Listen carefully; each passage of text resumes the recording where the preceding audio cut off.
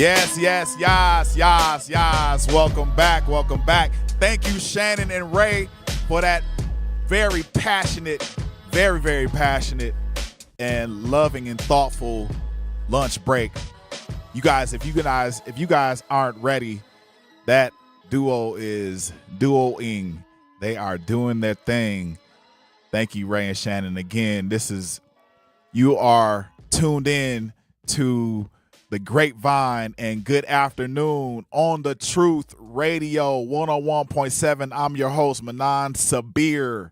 Yes, and I'm glad you are with me because we got thirsty Thursdays. I'm glad we thirsty, right, Ray? Ray knows because he was actually feeding y'all some real good gems, him and Shannon. So I definitely appreciate y'all. You know, it's a proper way to start out today in reflection of Juneteenth. So tomorrow celebrates Juneteenth.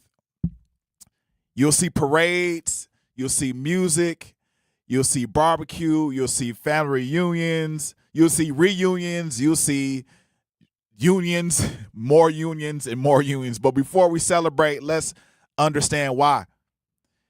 Here's the part of history that many of us were never taught. President Abraham Lincoln issued the Emancipation Proclamation on January 1st, 1863, declaring that enslaved people in Confederate states were to be set free. But the proclamation could only be enforced where Union forces had control. Remember that. This is maybe not a history channel, but it also is a part of how we're feeding you. The Union forces had control. So it was only to be enforced where they had control. In many places, slavery continued because the Confederacy did not even recognize it. And it's interesting how we're going to really kind of dig into this a little bit because some people don't really recognize that we're free even to today. Even today, they think that we're still under their thumb. And that's not what life is about. We weren't born to be under people's thumbs at all. Nobody. So in many places, throughout the South, the Confederacy were like, man, this doesn't even exist. It was no social media back then. It was not an internet. The papers barely ran it, but the word was kind of traveling footstep by footstep. So it wasn't until June 19th, 1865. June 19th, 1865, more than 2 years later, that the Union General Gordon Granger, if you don't know who that is, please look him up. He was a Union general. He arrived in Galveston, Texas with federal troops and announced a General Order number 3, informing enslaved people they were to be set free. So imagine you are on a plantation, you're working under somebody's thumb. I'm really having a hard time saying you are enslaved, but you're captured. You're a prisoner of somebody's machination. And you're inside of we'll call it a shack, or you're just coming back in from the field and somebody whispers to you, hey, slavery is over. We don't necessarily have to be here. Imagine that. Imagine what do you mean by that? Imagine being a part of a system of chattel slavery, Imagine being a part of a system where people have been making money off of you and your ancestors for hundreds of years. And then you turn around and you hear this news. Man, what would you do then? How many of you would what would be your response? So in celebration of the order, the general order number 3, informing enslaved people that they are to be set free, June 19th or Juneteenth is celebrated as a ode to that order. And a lot of us, we celebrate this in response to that June 19th general order number 3. So imagine that your freedom existed, but nobody came to tell you for 2 years. For 2 years. Or some people, it just wasn't on CNN. People weren't just watching. They weren't watching TV. It wasn't no TV like that. It wasn't TV. People weren't watching TV and then slavery's over and then boom, it's done. You get to walk off that was just the beginning. That order, because people were still being enslaved for many, many, many years after that. Many years.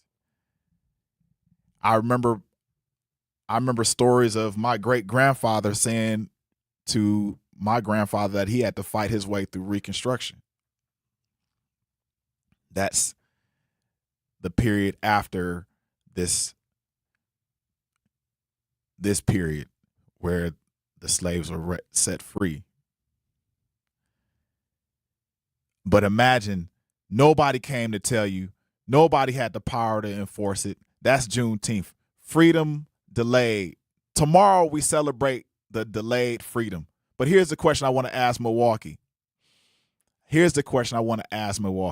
What freedoms are still delayed? Here's the question I want to ask people.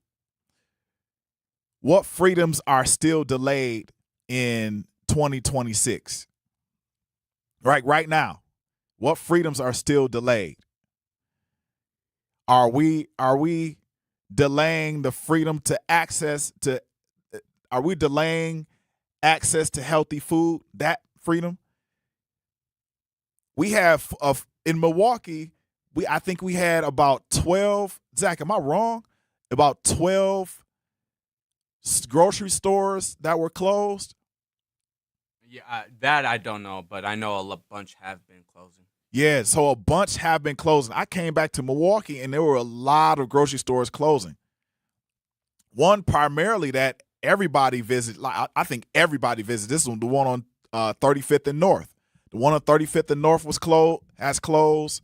The one in, I think, is that Glendale off of Silver Spring, that closed. There were a number of grocery stores that closed that actually had healthy food. At least a section of those grocery stores had healthy food options. And also some of those grocery stores worked with community organizations to help the neighborhood patronize those facilities. Access to healthy food. Are we delaying that satisfaction? Are we delaying that access? Are we delaying access to great schools? Are we delaying access to the fact that our kids need strong education? Are we delaying that access? Is affordable housing being delayed? Actual affordable housing. How many people are paying above market rate for houses in the state of Wisconsin and across the nation. How many people are paying above market rate in this economy? In this economy where the gas is actually at $3.95, $4, and it's not going down. No matter what deal you have heard on CNN, Huffington Post, Bloomberg, you name it, there is no deal until things start dropping, until prices start dropping. There is no deal. Is economic opportunity delayed?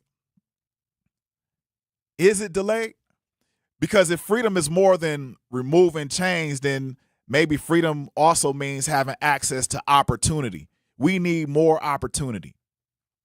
We need a lot more opportunity.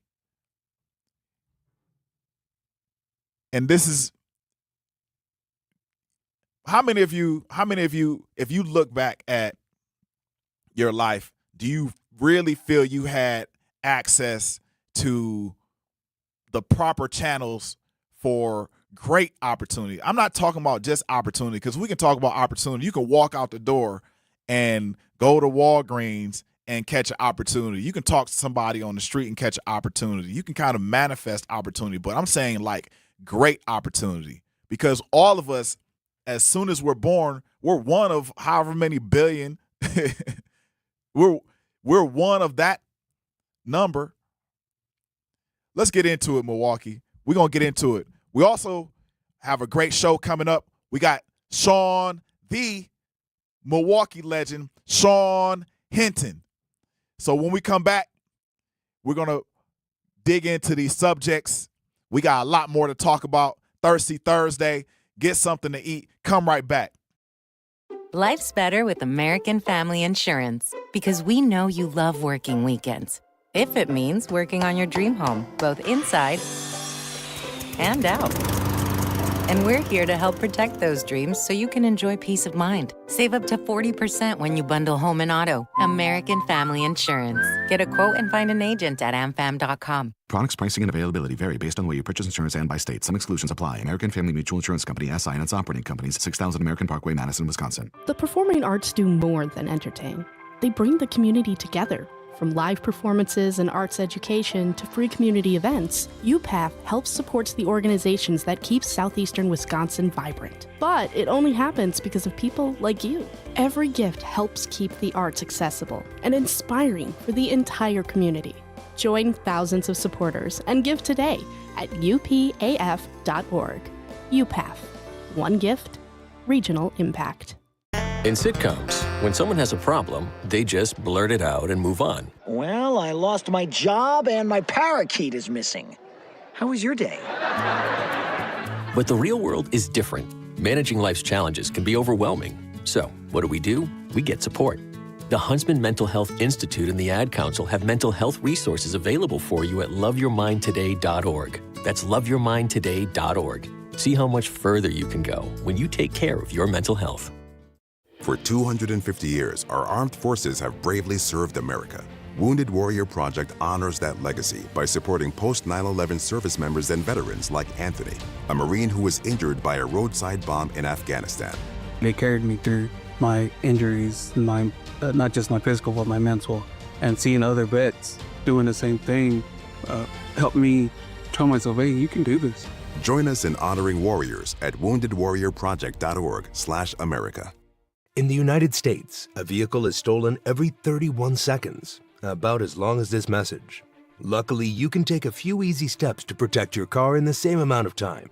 Remove your valuables, roll up your windows, don't leave your car running unattended, lock your doors, and take your keys or fob. If you have information about a crime, call the police. If you suspect insurance fraud, also call 800-TEL-NICB. A public service message from the National Insurance Crime Bureau. I always had to be so good, no one could ignore me. Carve my path with data and drive. But some people only see who I am on paper. The paper ceiling, the limitations from degree screens to stereotypes that are holding back over 70 million stars. Workers skilled through alternative routes rather than a bachelor's degree. It's time for skills to speak for themselves. Find resources for breaking through barriers at tearthepaperceiling.org. Brought to you by Opportunity at Work and the Ad Council.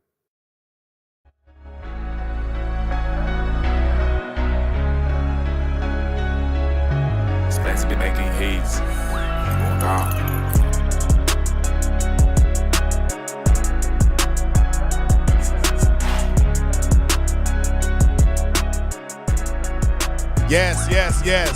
Yes. We're back on the Grapevine with Manan Sabir. That's me.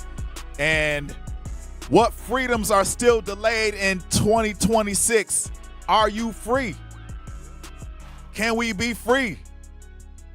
Are we free for real? Is it going down or is it going down? You know, a lot of times we are operating in life thinking that, and I remember a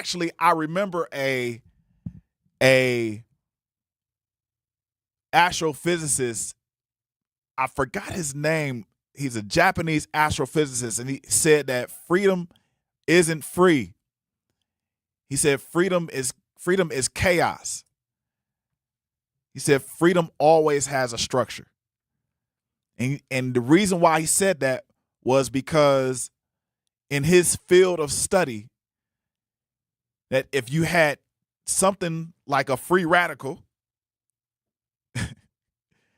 if you were free, if something was free in space and or time, it would disrupt everything. For example, if you had a planet that was on axis with, let's say, a 30-second degree axis, and something moved the planet off its axis by a centimeter, maybe a millimeter, it would throw off in its solar system, it'll throw off its entire solar system. So everything, what he was saying was that everything has structure, everything. So when we say something is free, there is always something behind the freedom, always. And we felt like, and I'm pretty sure our ancestors went through the Emancipation Proclamation period, the Juneteenth period, even Reconstruction period, and they knew that this was the plan. There was a plan. Like, how are you going to tell us that we're free, and then all of a sudden start continue to up the ante on persecution? Nah, there's always a structure behind the freedom. So you can't, no one else can tell you you're free until you feel like you are free. Period. Hit me up, 833-212-1017, 833-212-1017, or comment in the chat, or you can text us at the 833-212-1017 number. It's Thirsty Thursday, and we feeding y'all today. We got Sean. Remember, we have Sean Hinton at 2:00. Make sure you tune in. So I wanted to address something that came through the airwaves and is making progress. It's gaining some national attention. And I actually got this story from a Memphis newspaper about a 1-year-old little boy in Mississippi. So that 1-year-old little boy in Mississippi should be alive today. I'm going to say this again. A 1-year-old little boy should be alive today. A 1-year-old little black boy in Centopia, Mississippi should be alive today. If you are from Mississippi, please put it up in the chat. If you are from Mississippi, put it up in the chat. If you know where this place is, please call in. I want to know what's up with this place. A 1-year-old little boy was shot and killed by a police officer in the parking lot of a Walmart a week ago.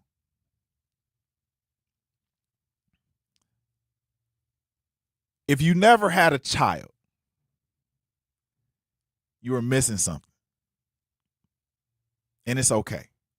But if you look at that 1-year-old little boy at the corner store, at the store, that's brushing past you on your leg, grabbing you, looking at you, maybe a snotty nose, crying, asking for toys,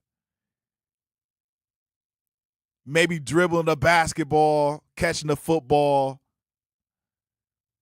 If you look at that little boy,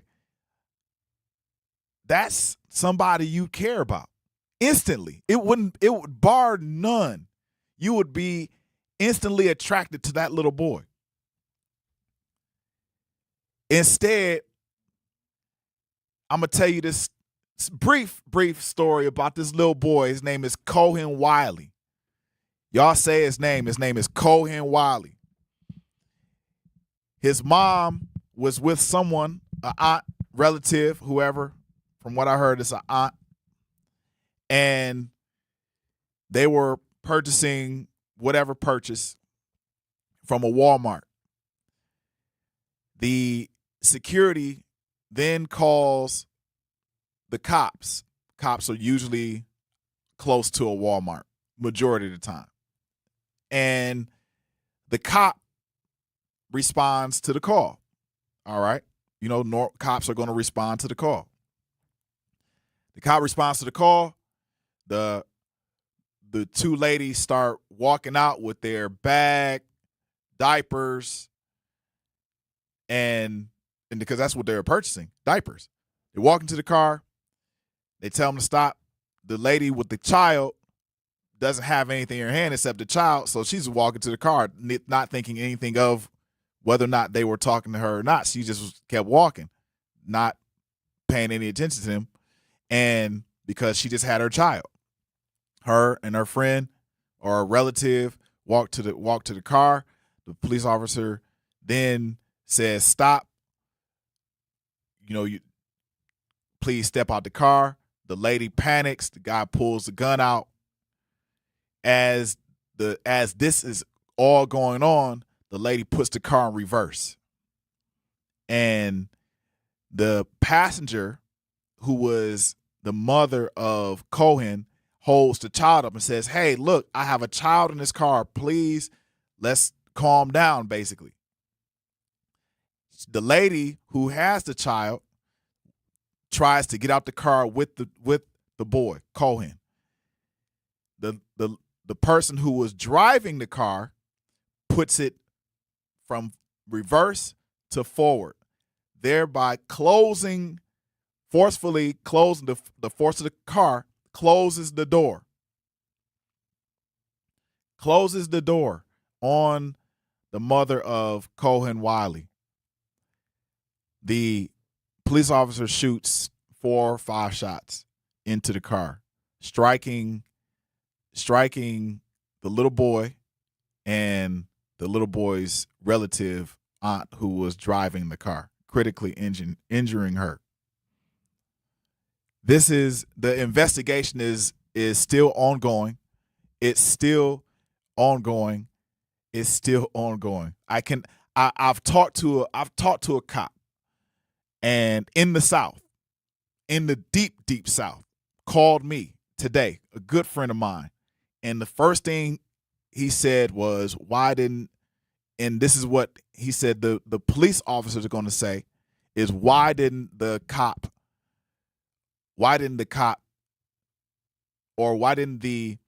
lady stop? And this is something that most cops are going to ask, but most civilians are going to say, why do you have to stop? Because of their history, because of the things that they've done. Why do I need to continue to follow the directions of somebody who may not have my best interest at heart?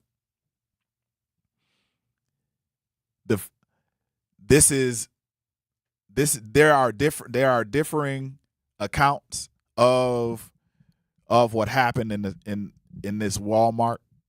There are a number of people that saw it happen. The people that saw it happen are all pretty much corroborating the same story, pretty much. They're still piecing this together. What we do know is that, yes, rendition 1 in the chat, as was the cop white. Yes, the cop was white. The cop was not only white, but he had a record. The cop had a record of abuse in the city. He also had a record of pissing off the cops on the force. So the cops, his colleagues didn't even like him. This is 2026, and we're still having to deal with this, killing a 1-year-old little boy. And it almost seems as though they're hiding it, hiding something, hiding him. Maybe not. We'll see. Investigation is still going. The other thing is that there have been many boycotts of this particular. There is a boycott of this particular Walmart. Like, somebody went live from the Walmart and the Walmart was empty, and they are setting up shifts to boycott this Walmart. And they're losing money fast. Hey, y'all, we're going to take a break. You guys go get something to eat. Come right back. Get some tea, coffee. We're going to get into some of these topics. All right. Milwaukee is making real progress. 3 straight years of declining traffic deaths, but we're not stopping there. Join the City of Milwaukee's free Vision Zero Summit with AAA and AARP on June 10th. The summit will bring together community members, transportation advocates, and city leaders to advance the goal of zero traffic deaths in Milwaukee. Be part of the movement for safer streets and a safer future. Join us and learn more at milwaukee.gov/Vision Zero. I walk on the shoulders of giants who have come before me. I am grateful for those who changed yesterday. But I live in today. And I pledge I will help shape tomorrow. Milwaukee College Prep Scholars honor Black History Month not just during February, but each and every day they walk through the door, preparing for a better life for themselves and the world around them. Enroll your scholar at MilwaukeeCollegePrep.com. I'm Chris Jackamick. I served in the United States Air Force and I deployed 3 times. So in 2017, I was serving as an Air Force First Sergeant. Our motto in that role is "My job is people, everyone is my business." But unfortunately in that year, I would lose my own brother, Lance Corporal Adam Jackamick, to suicide. The majority of veteran suicides are from guns. I store my weapons securely, not only for myself, but for my family. Store all your guns securely. Help stop suicide. My service never stops. Brought to you by End Family Fire and the Ad Council. And here's Heather with the weather. Well, it's beautiful out there, sunny and 75, almost a little chilly in the shade. Now, let's get a read on the inside of your car. It is hot. You've only been parked a short time and it's already 99 degrees in there. Let's not leave children in the back seat while running errands. It only takes a few minutes for their body temperatures to rise, and that could be fatal. Cars get hot, fast, and can be deadly. Never leave a child in a car. A message from NHTSA and the Ad Council. Babes, what are you doing? What? I'm just mowing the lawn. No, it's blazing hot and dry out here. Don't you remember? Smokey Bear says, avoid using power equipment when it's windy or dry. Where'd you learn this? Oh, it's on SmokeyBear.com with many other wildfire prevention tips. Right. Thanks, honey bear. 'Cause remember, only you can prevent wildfires. Brought to you by the USDA Forest Service, your state forester, and the Ad Council. When a warrior faces adversity, he fights through it. He finds a way. Freedom isn't free. Rolling strong. Belief. Believe you can, and you will. Wheelchairs for Warriors provides mobility solutions to veterans and first responders injured in the line of duty. Join the mission and visit wheelchairsforwarriors.org.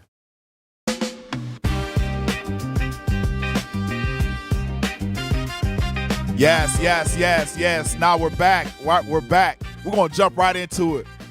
Milwaukee's Juneteenth celebration is back, and 101.7 The Truth will be there all day long. Thank you to our Juneteenth partners, Educators Credit Union, Molson Coors, Tayback Law, American Family Insurance, and Milwaukee College Prep for helping us celebrate freedom, heritage, education, and community.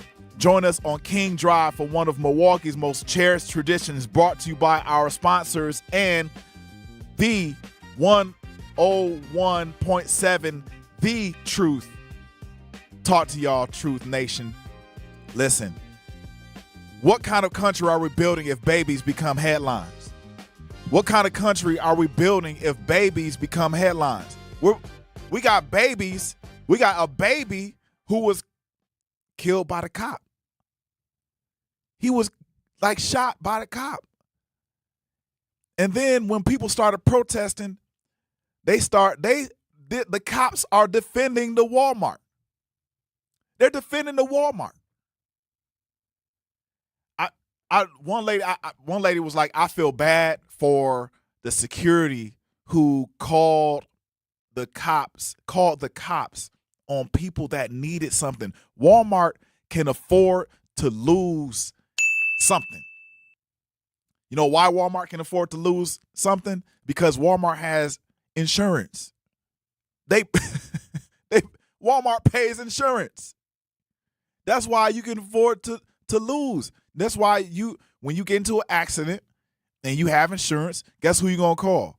Not the Ghostbusters. David Gruber. Call David. Oh, we got to call Tayback Law. I'm calling both of them. Okay. You're gonna call somebody. Even we got American Family Insurance. Like if you got, I remember running a business. Somebody stole something, and I went and I talked to the guy, and he was jumping on. Somebody said call RK1 said call Top Dog Law. Yeah, dog catches. So if I remember tapping the guy, he was getting on the bus. He ran out the thing. He ran out the door, and he was getting on the bus, and I tapped him on his shoulder. I was like, "Hey man, why'd you steal whatever he stole? Whatever it was he stole?" And he was like, "What you gonna do?" I said, "I thought about it, and yes, I could have easily mopped the floor with him, but was it worth it? Nope, it was not worth it. And also, in between me and him was a single mother with diapers in her hand and a bag, and her at least had to have been a 1-year-old child that she was trying to maneuver onto the bus. So I would have grabbed this guy and eliminated him, and the baby would have been in the middle of it. Not fair. So I walked away. But and that's one of the easiest things that people can do, especially if you're in a fight. If you see these people walking out and they got a bat, like some diapers, whether or not they stole it or not. If you are called, you don't have, one thing you can do is approach them like, "Hey, look, hey, come back here. Can we check your receipt?" That's all you had to do. As a cop, all you had to do was monitor the situation, that nothing gets out of hand. The security has on terms of their facility, has jurisdiction. What a word. Up on their Walmart property. But all that security guard had to do was tap the people and say, "Hey, look, I need to see your receipt. We didn't get a chance to check it. Can we check it? Can you guys come back take, a couple steps from your car. Boom, boom, check it. If they ain't got the receipt, help them out. You ain't got a receipt? You know what? I got you. I'm going to pay for it right here. Boop, boop, boop. And they're done. Get them out of here. No incident at all. But because there was not any level-headedness from the security, a little boy by the name of Cohen Wiley, say his name again, was shot dead. You had the video of, yeah, I think it's it might be if it's not a video, it's go ahead, yeah, play it, Zach. Thank you. Mother of a 1-year-old killed in a Senatobia police shooting is speaking out for the first time tonight, and she says there is much more to this story. WREG's Raven Copeland joins us live with the very latest. And Raven, what do you know? Well, Stephanie, in that video that we received from the Ben Crump law firm who is representing the family, Valicia Wally says that she was at Walmart with a friend and baby Cohen. And when they walked out of the store, she says her friend was approached by police. From there, she describes how the situation escalated. But they tried to say that she forcefully was trying to drive and hit them, but they was all on the right side and she was driving towards the left. They just personally just shot in the car. Valicia Wiley is speaking out for the first time just days after her 1-year-old son Cohen was killed by a police officer in Senatobia Sunday. The mother says she was walking out of Walmart with a friend and baby Cohen when Wiley's friend was reportedly approached by police. They tried to stop her, but I kept walking because it had nothing to do with me. By the time me and my baby got in the car, she came, and then when we was backing up, they was running out the cone. I raised my baby up because they withdrawed their gun. She had no tent. Wiley alleges 3 to 4 shots were fired, with at least one of the bullets hitting baby Cohen and at least 2 hitting the driver. Cohen's mother says they then drove to the hospital where her 1-year-old boy unfortunately died from his injuries. Senatobia police allege that officers attempted to stop the car multiple times, but the driver refused and reportedly drove into an officer's direction, which resulted in the shots being fired. But they tried to say that she forcefully was trying to drive and hit them, but they was all on the right side and she was driving towards the left. They just personally just shot in the car. They ain't charged me with nothing. They just let me go. They didn't say nothing. They just kept telling the crowd that they were shoplifting. But I don't know if they found anything because it's nothing to find. The officer involved in the deadly shooting has been placed on leave, and the body cam footage has not been released because the case remains under investigation. As the Senatobia community awaits answers, there are calls for unity, transparency, and accountability. But my position is, if she had walked out of there with every pamper in the store, that did not elevate the situation to shooting a gun. Right. Reflect back to things that I have witnessed most of my life.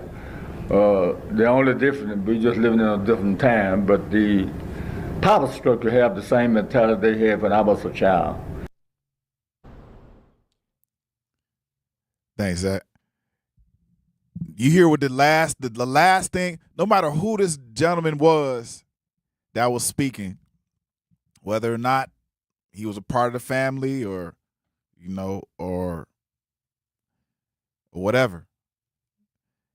But he said something really powerful. He said the same things were happening when he was a kid, and he looked to be about 70-something. So that means that if it happened in his childhood, then it was happening, and somebody at age 70 was speaking out during incidences like this in his childhood. This type of behavior becomes generational. Like it's a part of the routine. This is routine. Milwaukee, what does freedom mean to you in 2026? What does actual freedom mean to you in 2026? This is wild. No matter what, a 1-year-old should not be dead. Period. at all. Should not even be in the middle of a fight. No matter what. This fight is between me and you, not a kid. Kids, I remember I got cousins and, they didn't break the code. The code was no old folks, no women, no children. Just leave it at less. It's me and you. Or me, us, and y'all. Not the little kid. Not the little kid. I remember there was a kid that got killed over at one of the schools on the playground, and she was just playing. But they said that the kid who was shooting just metered. If metered the corner and was just picking his opponents off. But in the crossfire, a kid gets shot. Kids are not a part of the equation. The fight should be between adults, period. And I shouldn't even be saying that, because diapers are diapers.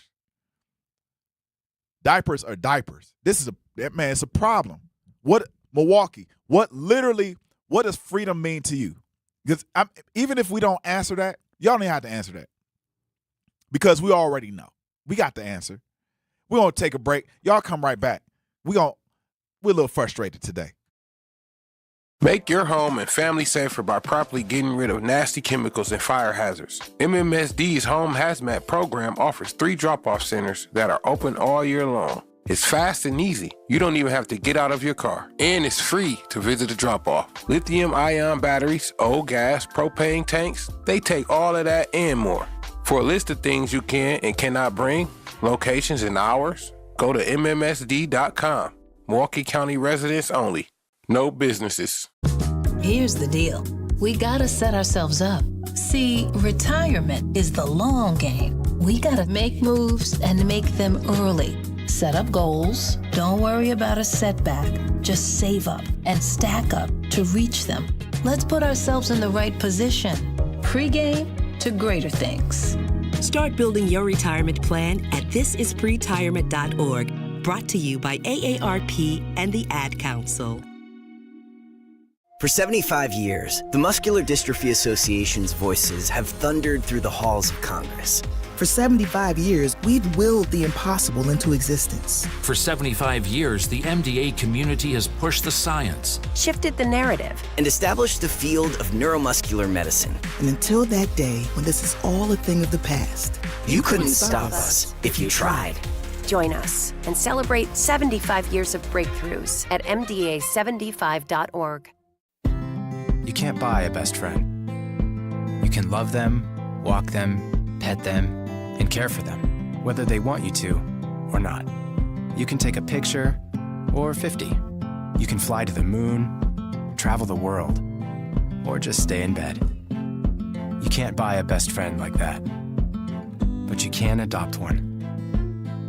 There are millions of pets waiting for a best friend just like you. Help us save them all at bestfriends.org. Talking about guns with others might not always feel comfortable, but it could save a life. Here's a way to start a conversation.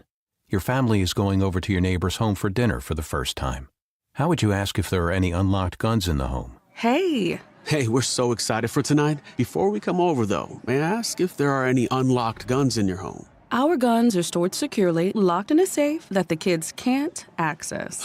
Awesome. Learn how to have the conversation at agreetoagree.org. Brought to you by the Ad Council. Wherever there's a need in our communities, there's a United Way. Improving lives so everyone can thrive. Where more people can gain access to healthcare and nutritious food for their tables. Where more community members can benefit from financial education and get connected to local resources for housing support. And where children are given more chances to reach their full potential. Community is where we find our strength and where we share our hope. United is the way. Visit unitedway.org.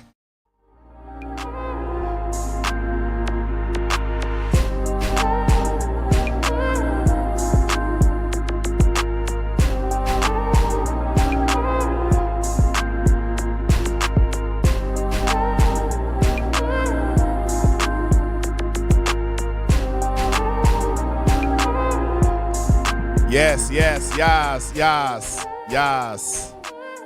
We're back in the Grapevine. I'm your host, Manan Sabir.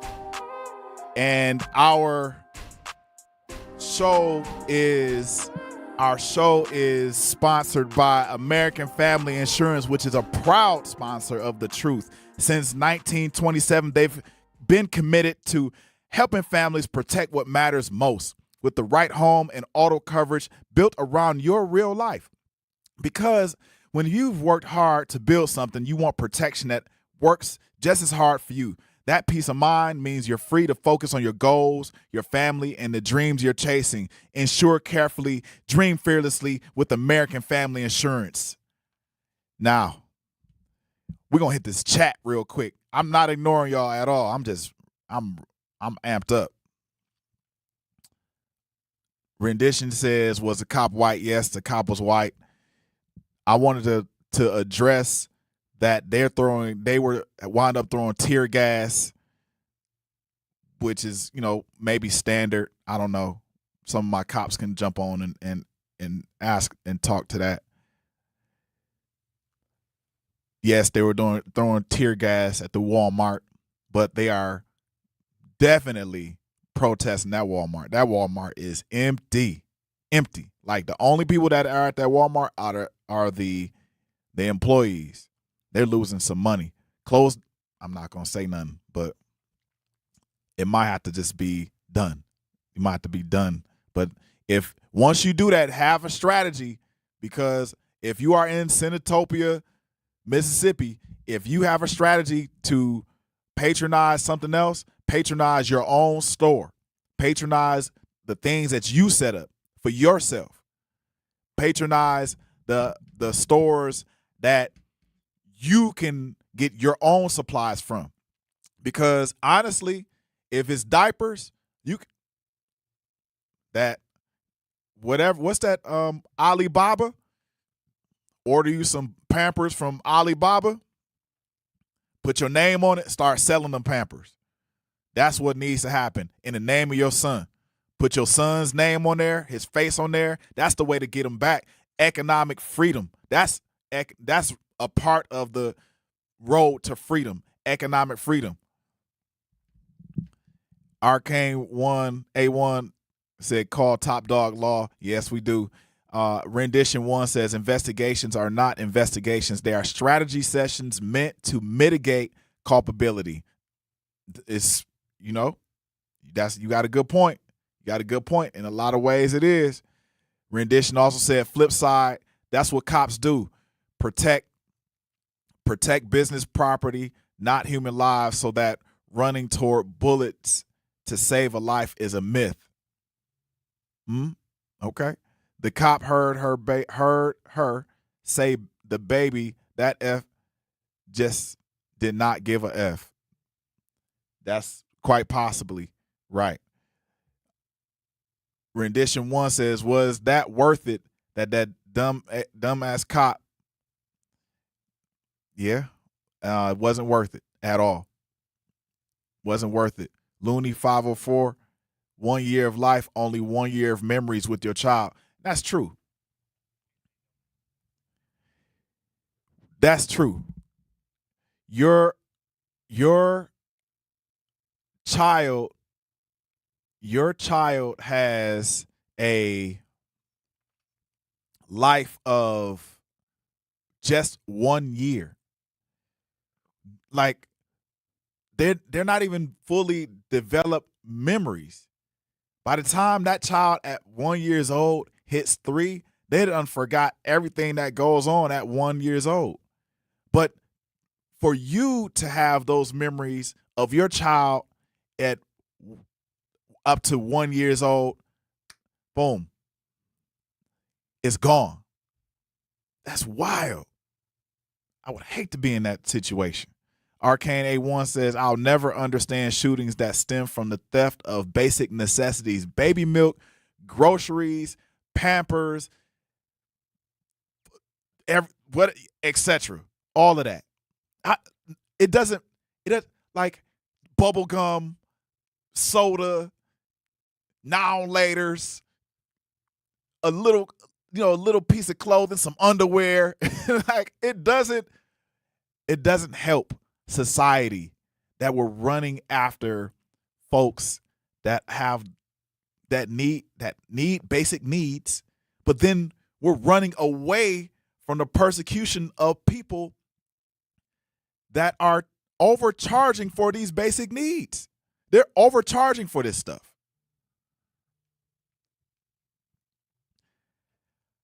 It's very interesting. Very interesting. All police organizations, this is what it says, all police organizations just need to stop hiring Gemini zodiac sign cops. Hire only sensible Pisces male cops or October Scorpio dudes because they are the most sensible beings in tense situations. That's very interesting. I got to have you on so you need to call in rendition 1. You got to explain that part. Epic moves Milwaukee. Have you noticed a chain of reaction that usually happens when someone does something wrong? Why did she put herself and her kid with her so-called friend who was stealing? Epic moves Milwaukee says when the security gets involved, it's too late. It's too late to separate yourself. You are involved.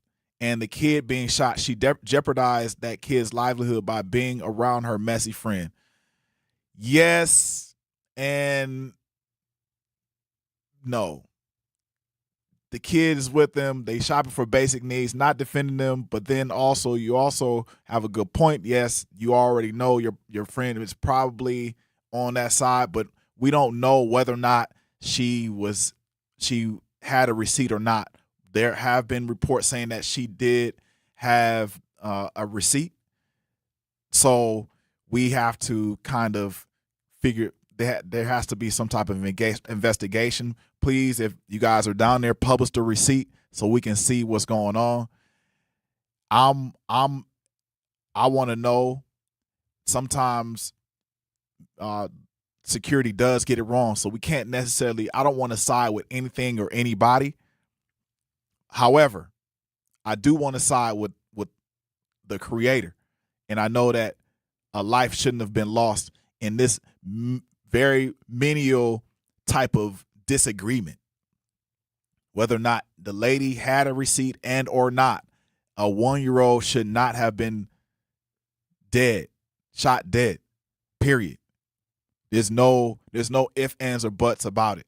The mother also said she tried to get out the car.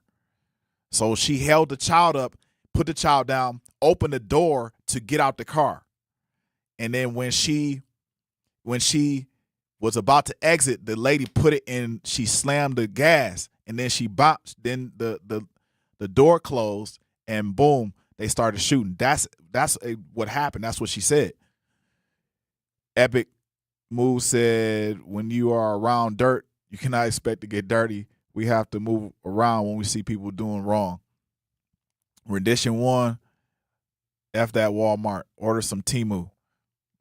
Epic Moves Milwaukee. Sorry that innocent kid lost his life. That to me is bad parenting. Epic Move Milwaukee said that police was wrong. Baybar said, wasn't it reported that the car was headed into the officer? We still have to understand that there are technicalities on the police force, any police force. There are technicalities. Baybar 2028. Glad you around, Baybar. Wasn't it reported that the car was heading? Yes. Looney 504 said, did the driver die? The driver did not die. The driver was critically injured. Critically. And yep, the driver is not 100% innocent. Baybar said, I got to look more into this story. Yes, we all have to. A 1-year-old should not be dead at all. Period. I know I had a friend on the force the force of Milwaukee police force, and I remember him. I think either working undercover or something. There was an incident, and then he had to defend himself, but the guy who he was defending himself from had a child in his parka, and he almost shot the little boy.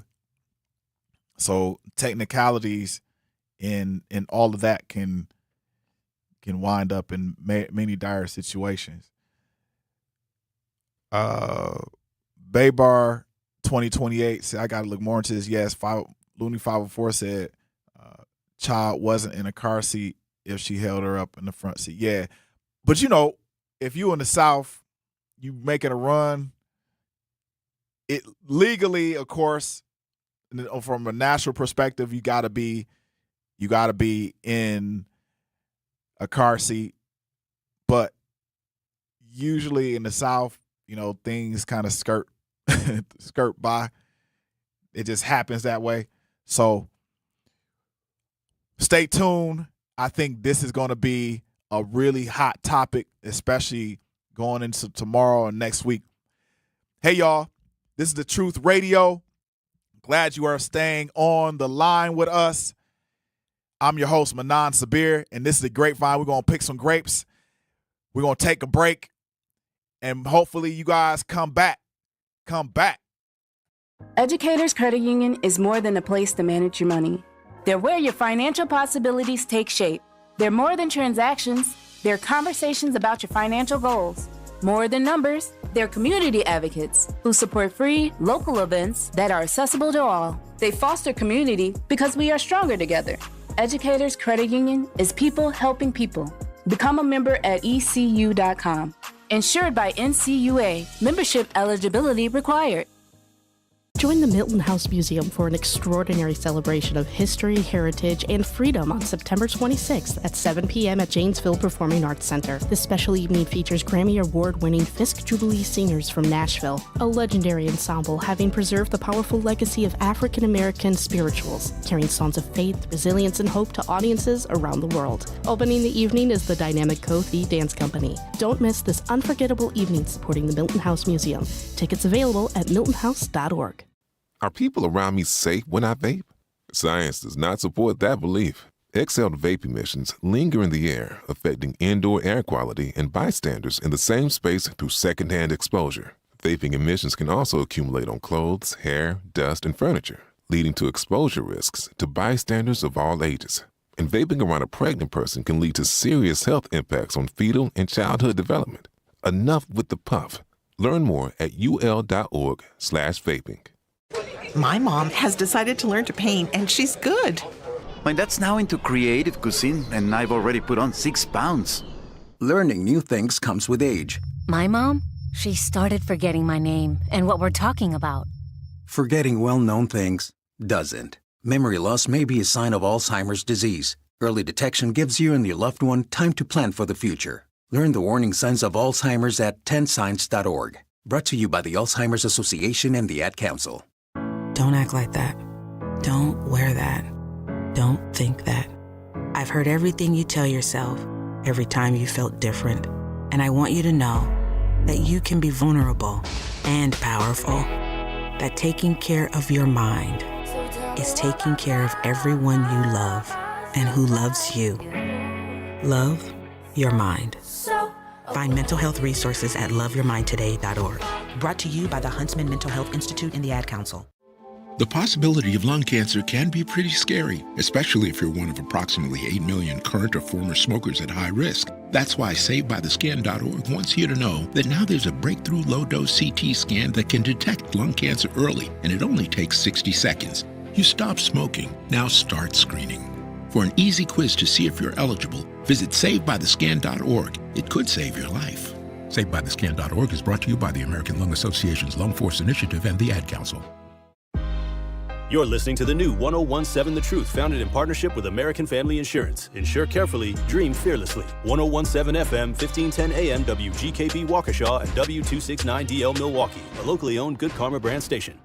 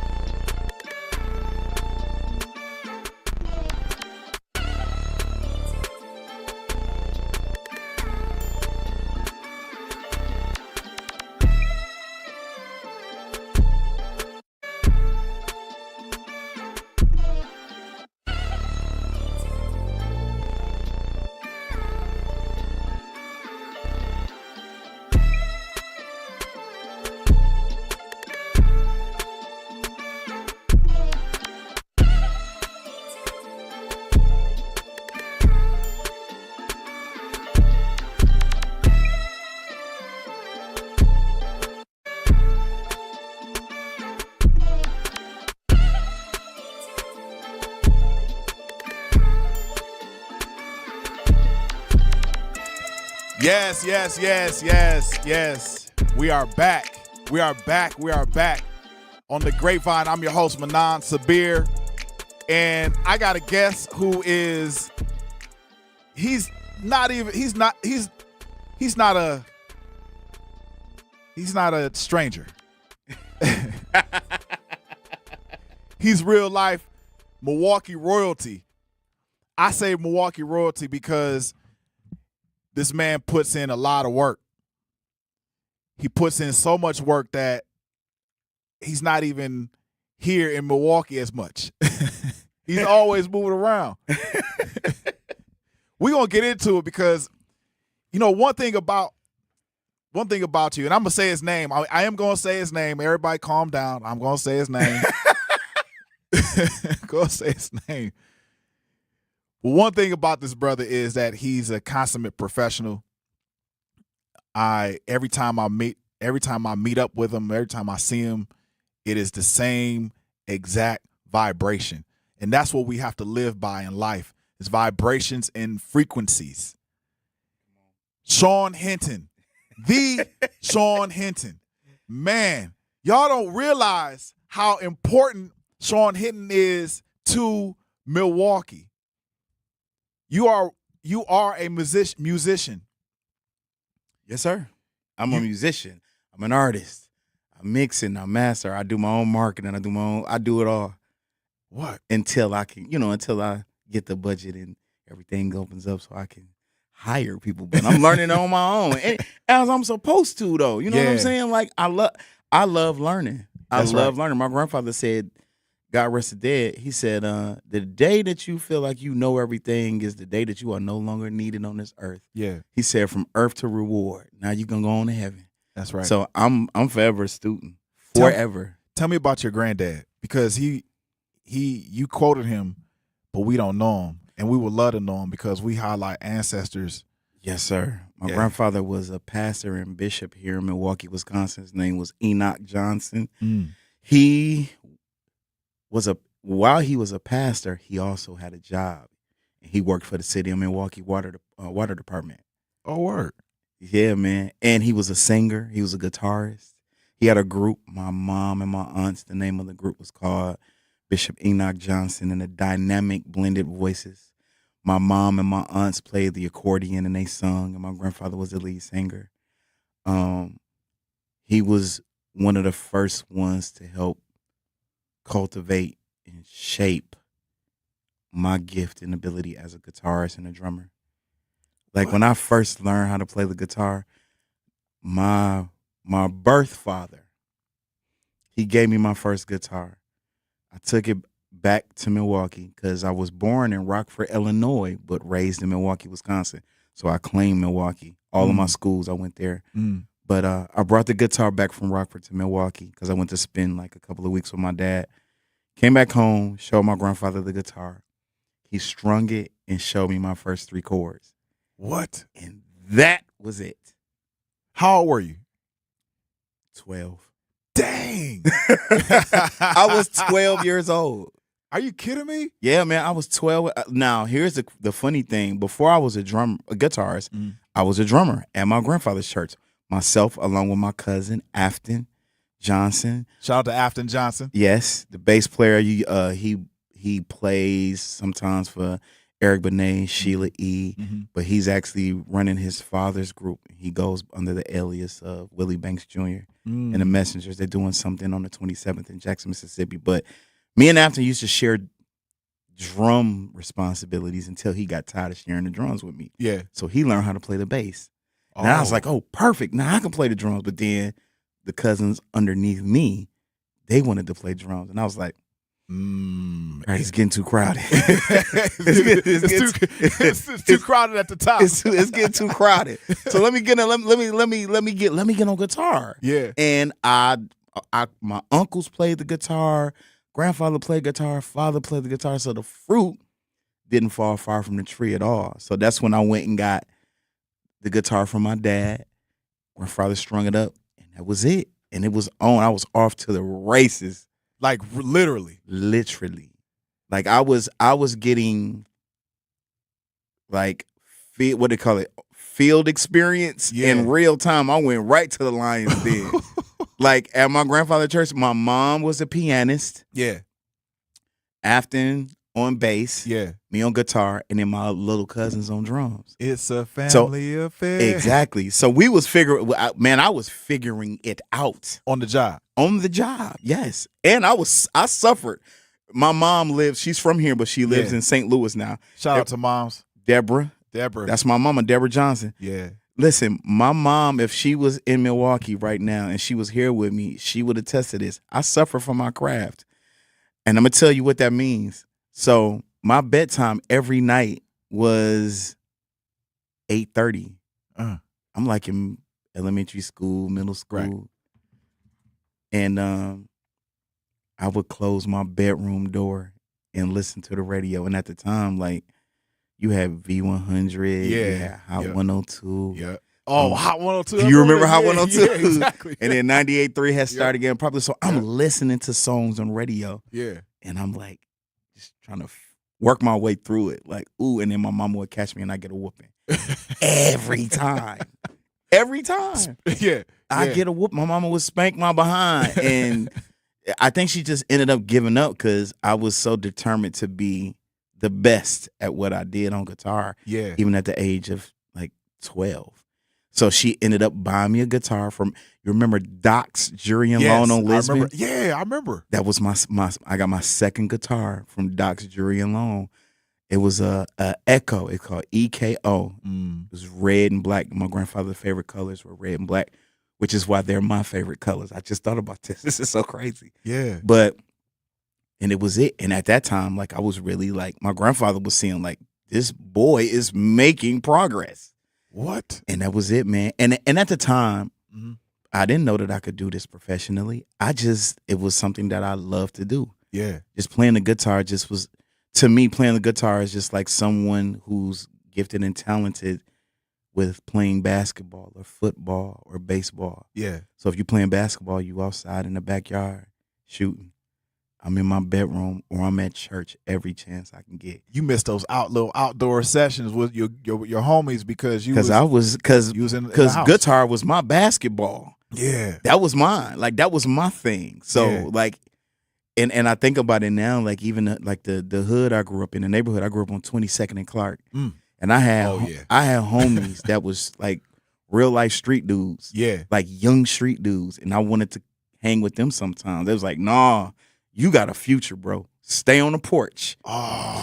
Play music. Do that. Don't do this.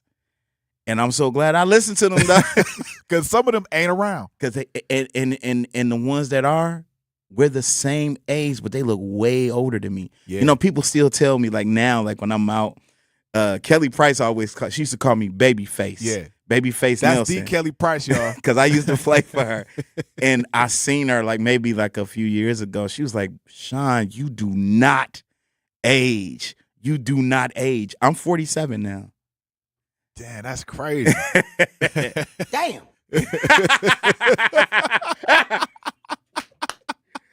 But I don't look like it. I don't look like it. I'm 47 and I don't even look like it. Everybody be like, dude. And when I have conversation, I tell them about my kids, like, the youngest is 18, the oldest is 27. And they was like, you look like you 27. I said, well, I'm not.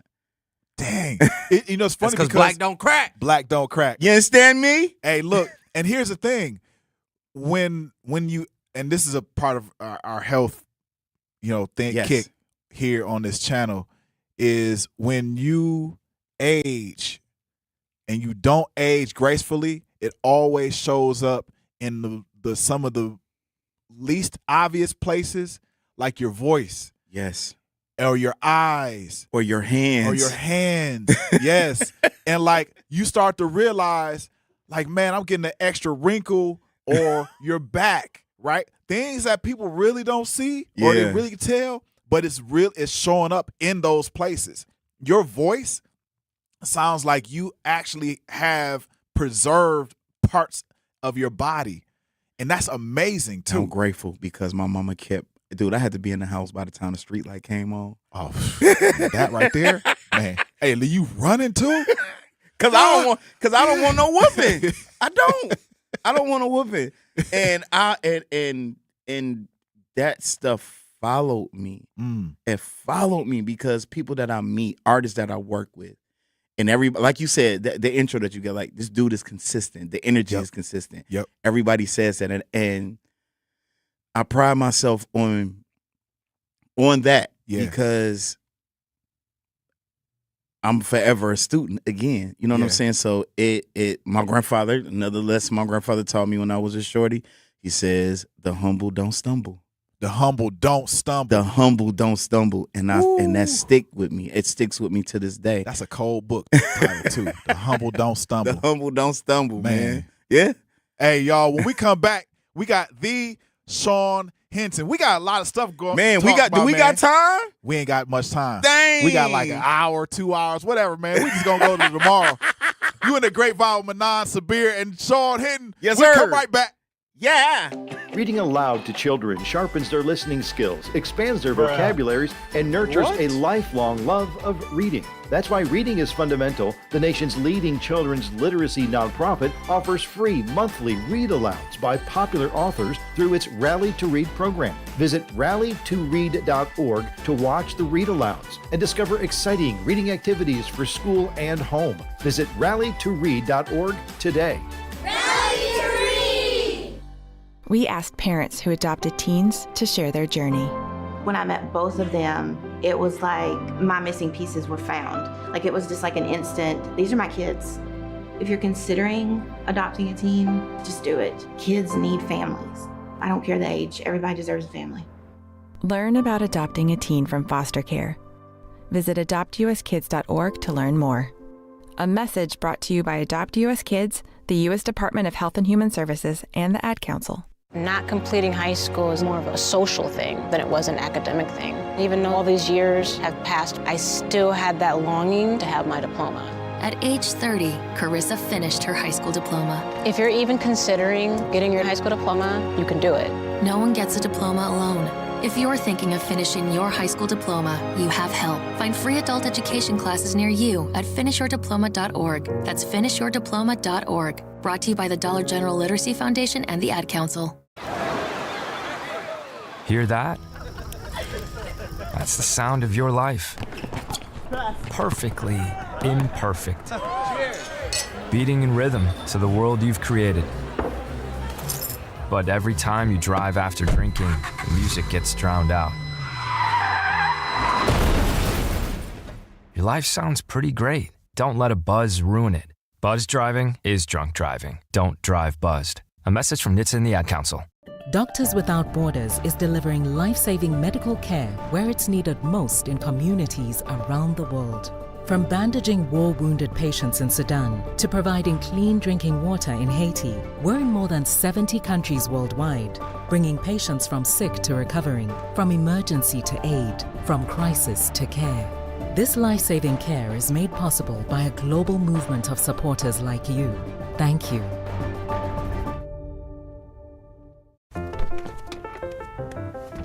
Mommy, can I sit in the front seat just this one time? Please, please, please. No, not yet. But why? Because I love you, and you're just not ready yet. Now, get in the back so I can get you in your car seat, please. Putting your kids in the right seat for their age and size is an act of love. Check that your kids are in the right seat at nhtsa.gov/the right seat. Love protects. A message from NHTSA and the Ad Council.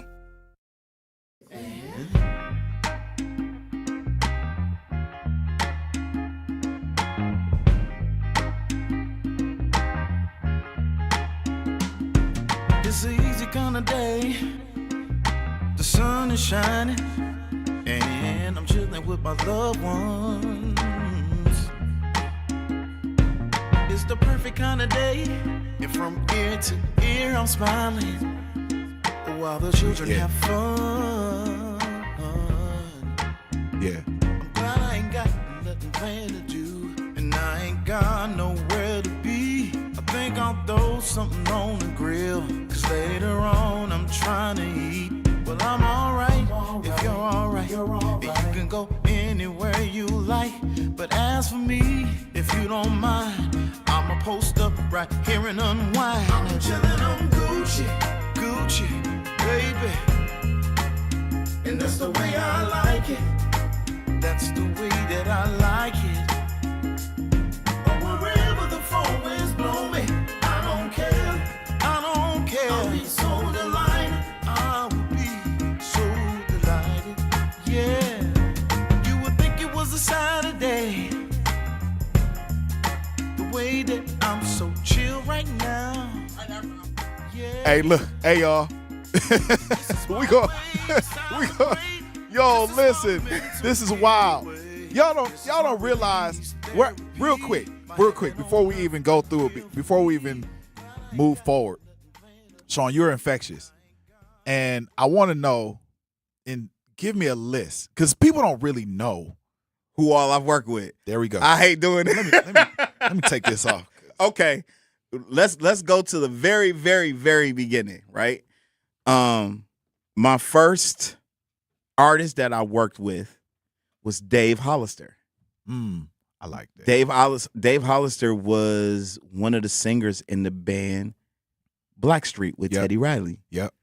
That was the artist that put me on the map. Shout out to my boy Rexell Hardy from Chicago, drummer and musical director. I sent him a videotape. This is how far back this goes. This is like 2002. A videotape, like VHS. I had a VCR. I sent him a VHS videotape. I FedExed it to him of me playing with Rodney Cunningham from Milwaukee. Who's Rodney Cunningham? Rodney Cunningham is a hometown artist who now pastors, but he is one of the greatest singers in the city of Milwaukee. Wow. In my opinion, and I understand that everything is subjective, but Rodney Cunningham is super cold. Like, he can still sing. Range out of this world. Super crazy. Whoa. And I was 18, 19. Oh, no, I was in my 20s. Yeah. When I played with Rodney. We did a live recording at I can't think of the name. It's over here, the Performing Arts Center. Yeah. It was one of the small rooms, and we did that. I sent Rex that videotape. He called me. He's like, "Hey, man, I got a gig for you. The only thing is you got to leave Monday." And I was like, bet. And at the time, I was a medical record. Listen, I was a medical records clerk at Columbia Family Care Center. Really? I called my boss on a Saturday. Her name is Annette Gagno. And I said, "Hey, Annette, guess what?" She said, "What?" I said, "I made it." Because I thought I made it. I believed in my heart that I made it. Yeah. I'm going on tour with a big artist, so I gotta quit. And she was like, "Best of luck to you, Sean."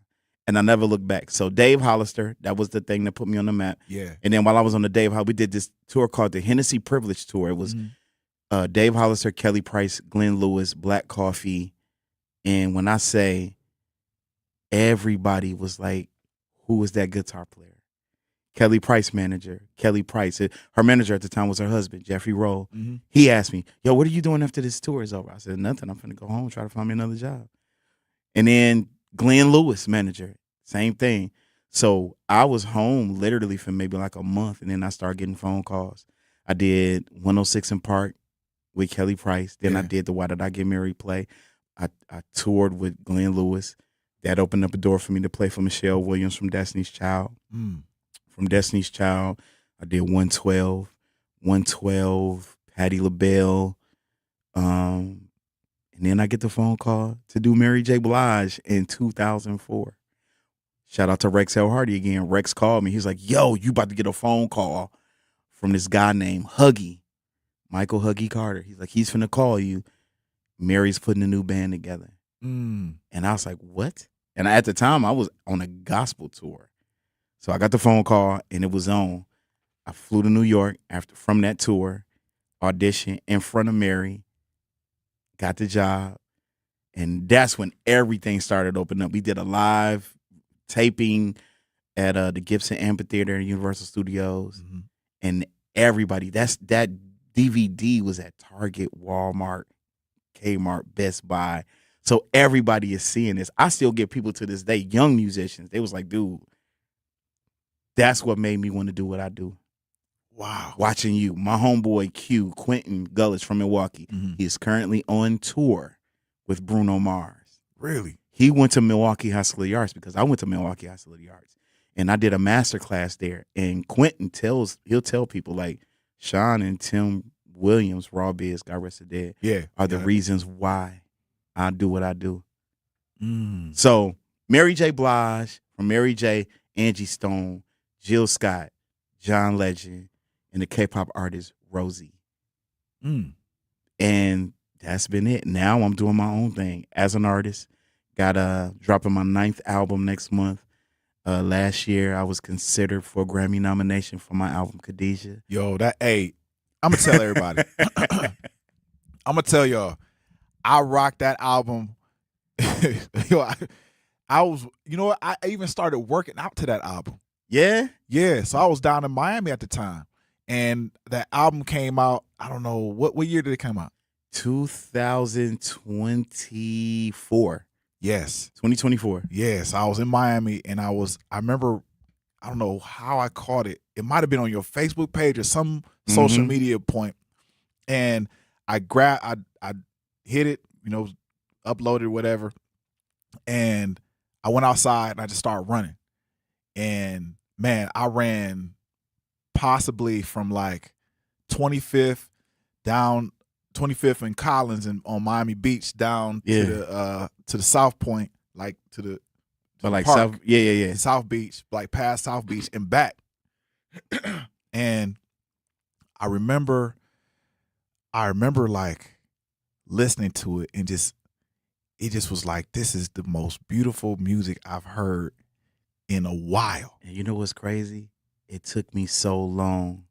Like, the span of the music that I've done as an artist, I was always searching for my sound. Gucci, I got close to it. Then I veered off because the environment that I hung around, like my bros who I tour up and down the road with, they're artists as well. So I was trying to be this, I was trying to be another Chris Brown or a Johnny Gill, right? So the music that I was doing, it was urban, it was R&B, it was that. Yeah. But when I went through what I went through, man, because right after I dropped that album, man, that's when I got colon cancer. Oh. We were supposed to do a live show, and then I had to go to the hospital.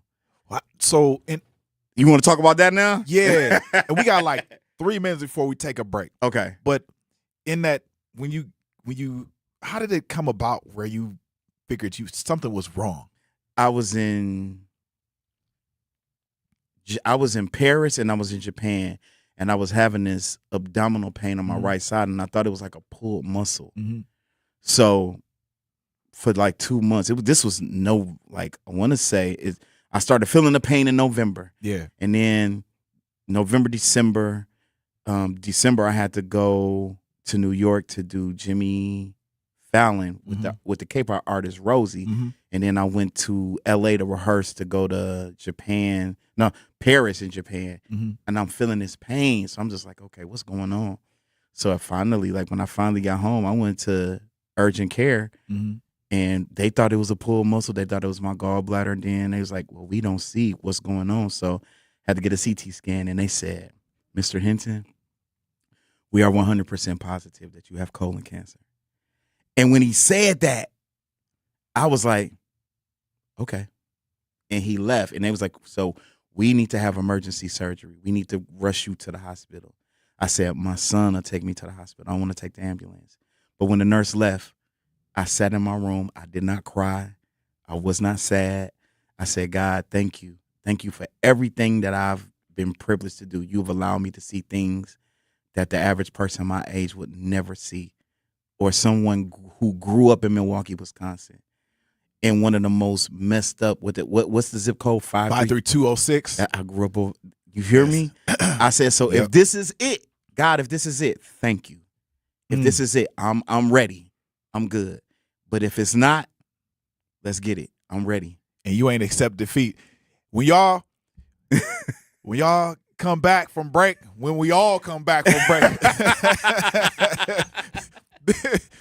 and we'll want to pick some more grapes and tune into the Grapevine? We're going to Yes, have sir. our brother Sean Hinton in the building again. Yeah. We ain't going to stop. We ain't going to stop until we get to the top. Yes, sir. We might stop freestyling. Yeah. Our children deserve a real chance to make it in life, and a good education is a passport to opportunity.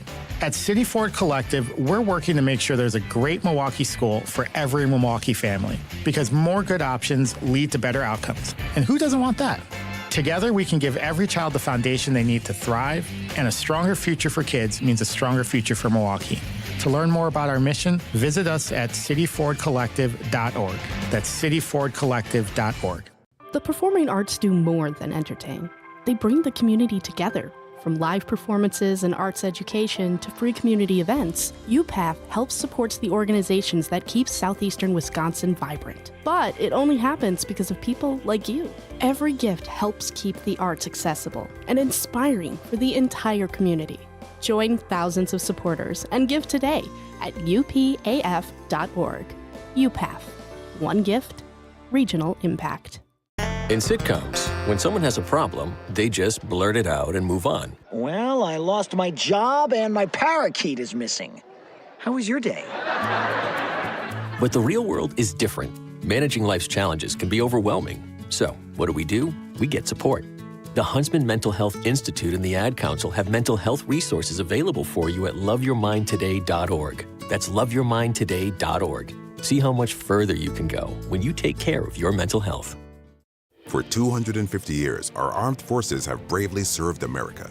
Wounded Warrior Project honors that legacy by supporting post-9/11 service members and veterans like Anthony, a Marine who was injured by a roadside bomb in Afghanistan. They carried me through my injuries, not just my physical, but my mental. And seeing other vets doing the same thing helped me tell myself, hey, you can do this. Join us in honoring warriors at woundedwarriorproject.org/America. In the United States, a vehicle is stolen every 31 seconds, about as long as this message. Luckily, you can take a few easy steps to protect your car in the same amount of time. Remove your valuables, roll up your windows, don't leave your car running unattended, lock your doors, and take your keys or fob. If you have information about a crime, call the police. If you suspect insurance fraud, also call 800-TEL-NICB. A public service message from the National Insurance Crime Bureau. I always had to be so good, no one could ignore me. Carve my path with data and drive. But some people only see who I am on paper. The paper ceiling, the limitations from degree screens to stereotypes that are holding back over 70 million stars. Workers skilled through alternative routes, rather than a bachelor's degree. It's time for skills to speak for themselves. Find resources for breaking through barriers at tearthepaperceiling.org. Brought to you by Opportunity at Work and the Ad Council.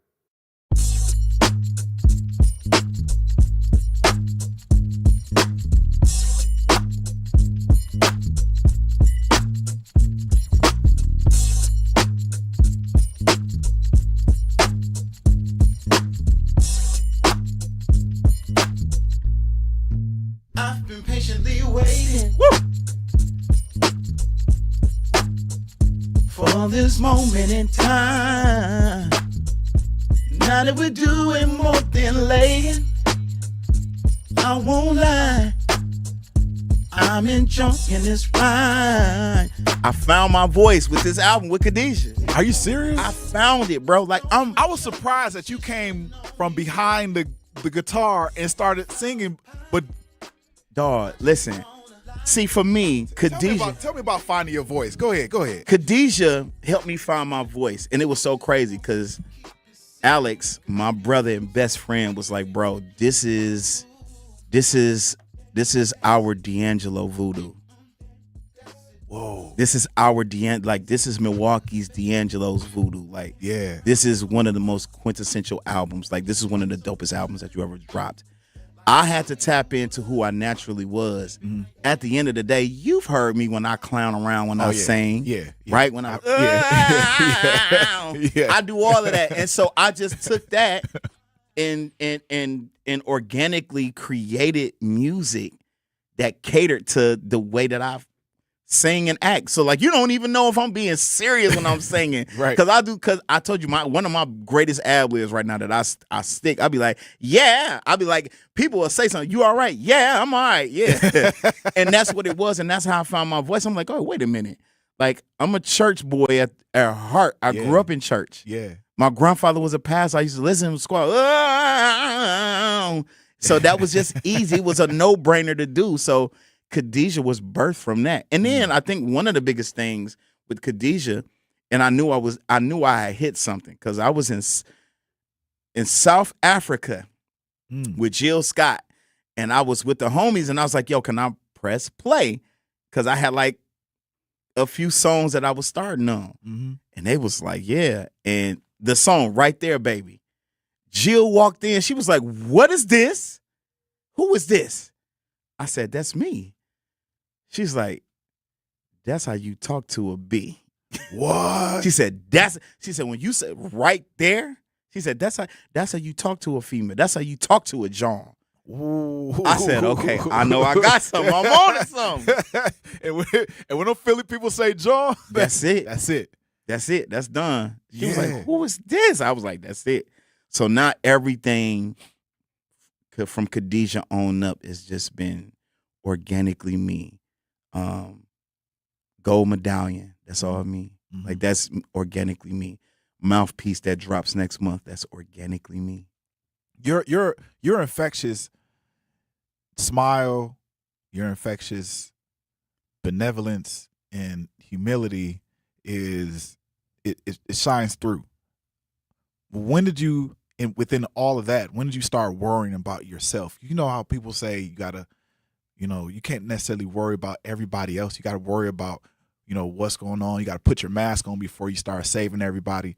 And seems like you learned that early because you started figuring out how to do the guitar. Yeah. And you had to be like almost OCD and delusional. You have to be really delusional. You have to. In order to make this thing happen with this thing with a string. I can't let the world take control of me. To quote a song, right? And I was just watching the Earth, Wind, and Fire documentary that Questlove did. Have you seen it yet? I haven't seen it. I need to. Beautiful. But you know the song Way of the World? Heart is that's the way of the world. Yeah. There's a lyric, and I saw it yesterday, and I thought about it. And it says, a child is born with a heart of gold. Way of the world makes it turn cold. Yep. I could have easily let this world make me cold, and it did for a season. In my valley, my heart was cold, man. I was hurt. I was dealing with a whole lot, but I had to have some sort of naivete. Is that a word? And if it ain't, it is now. Yeah. But I had to be naive to certain things, which is why, Manan. Yeah. Do you know I don't watch the news like that? You know what I watch? What's that? Cartoons. I'm watching cartoons, bro, because I know I need to be informed of what's going on, but I don't want what's going on around the thank you. I can't let what's going on with the world affect me because I feel things. I'm an empath. I'm learning. You know what I'm saying? So a lot of stuff that I experience, or if I have a conversation with somebody and what they're going through and what they're dealing with, I feel that, and then that affects me. So I have to get away. I have to get away from people, and I just got to be in my own world and let it shine through my gift and my ability in anything and everything that I do, even with how I deal with people. And you deal with people from how do you deal with people? Man, with arms wide open, but I know where to place them when there's when if we going against the grain or something. I will agree to disagree with you because I look at everything from the perspective of, listen, this is all subjective. Yeah, it's all subjective. My opinion is subjective. Your opinion is subjective. And I think what makes life a little bit more easier to deal with is when you're not trying to I'm not trying to persuade you to my side. My boy Teddy Campbell told me this back in 2006. He said, dude, we are called to be a light. That's all we're called to do. We're called to be a light. He said, Sean, does a light make noise? I said, no, I never hear a light. He said, only time you hear a light make noise is if something's wrong with it and it's about to pop or go out, about to blow. That's right. But all we got to do is just be a light. So I'm going to be a light around everybody that I come across. I'm going to be a light. And if you ain't trying to be a light, that's fine. I don't mind sharing some of my light with you. I don't mind because, you know, we're helpers one ye to another. I want to help in any way that I can. If it's me singing something, playing something, because I've really, like, I never forget, me and my brothers, Shotgun, we played a blues festival in Wisconsin. And one of the songs we did, the name of the song is called We Will Survive. And the lady told me after we had got through playing, she said, that song touched my heart. She said, I'm a breast cancer survivor. That's what she told me. She said, in your song, it touched me. It touched me. Yeah. I was like, wow. Because people don't realize that cancer cells can be turned on and off due to the mood and the environment that they live in. So if you have a cancer cells can be either good and or bad. So they either shrink or they expand. That's what a cancer cell does. If you have a happy spirit, it can infect or affect the cancer cell, either enlarging it, right, with toxins, and or you take the toxins out and it decreases it. You were able to happen to tap into that happiness regularly, and I did it without chemo and radiation. That's cold. I did it without no chemo or radiation. Dude, they wanted me to. This doctor tried to. He's like, do not let him leave until we can do this. And Chad, my brother, linked me with Cersei. You know who Cersei is? Yeah, Cersei plugged Down me in with Atlanta. Dr. Sabi's grandson. Wow. And a good friend of mine here, and I'm gonna say his name because I don't care. He's my brother and I love him. Yeah. John Daniels. John Daniels III. Yeah, shout out to John. Shout out to John. Yep. John said, whatever you need, just let me know. Mm. And at the time I was down. You know, so I'm in the hospital, so I didn't know. I need it. And he was like, just tell me how much it is. And I got my pack. I got my pack from Dr. Sabi's grandson, and I took that stuff. You went to work. I went to work. I changed my eating habits. I changed it all. And when I went to the doctor, they would check everything. They was like, oh my God, how are you losing weight? And your blood pressure is this and that. And it's like, this is a complete turnaround. Mm. And they was like, we still want to monitor it, but this is keep up whatever you're doing, keep up the good work. And that was it, because I know, dude, I got rid of my microwave.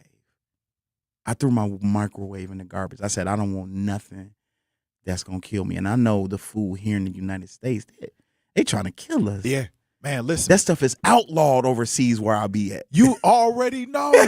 You already know. You go to Europe, it's like 4 ingredients in ketchup. Exactly. But the ketchup here, oh man, I can't even pronounce the word. Right. Yeah, I was trying to look for a ketchup pipe. Yeah, right.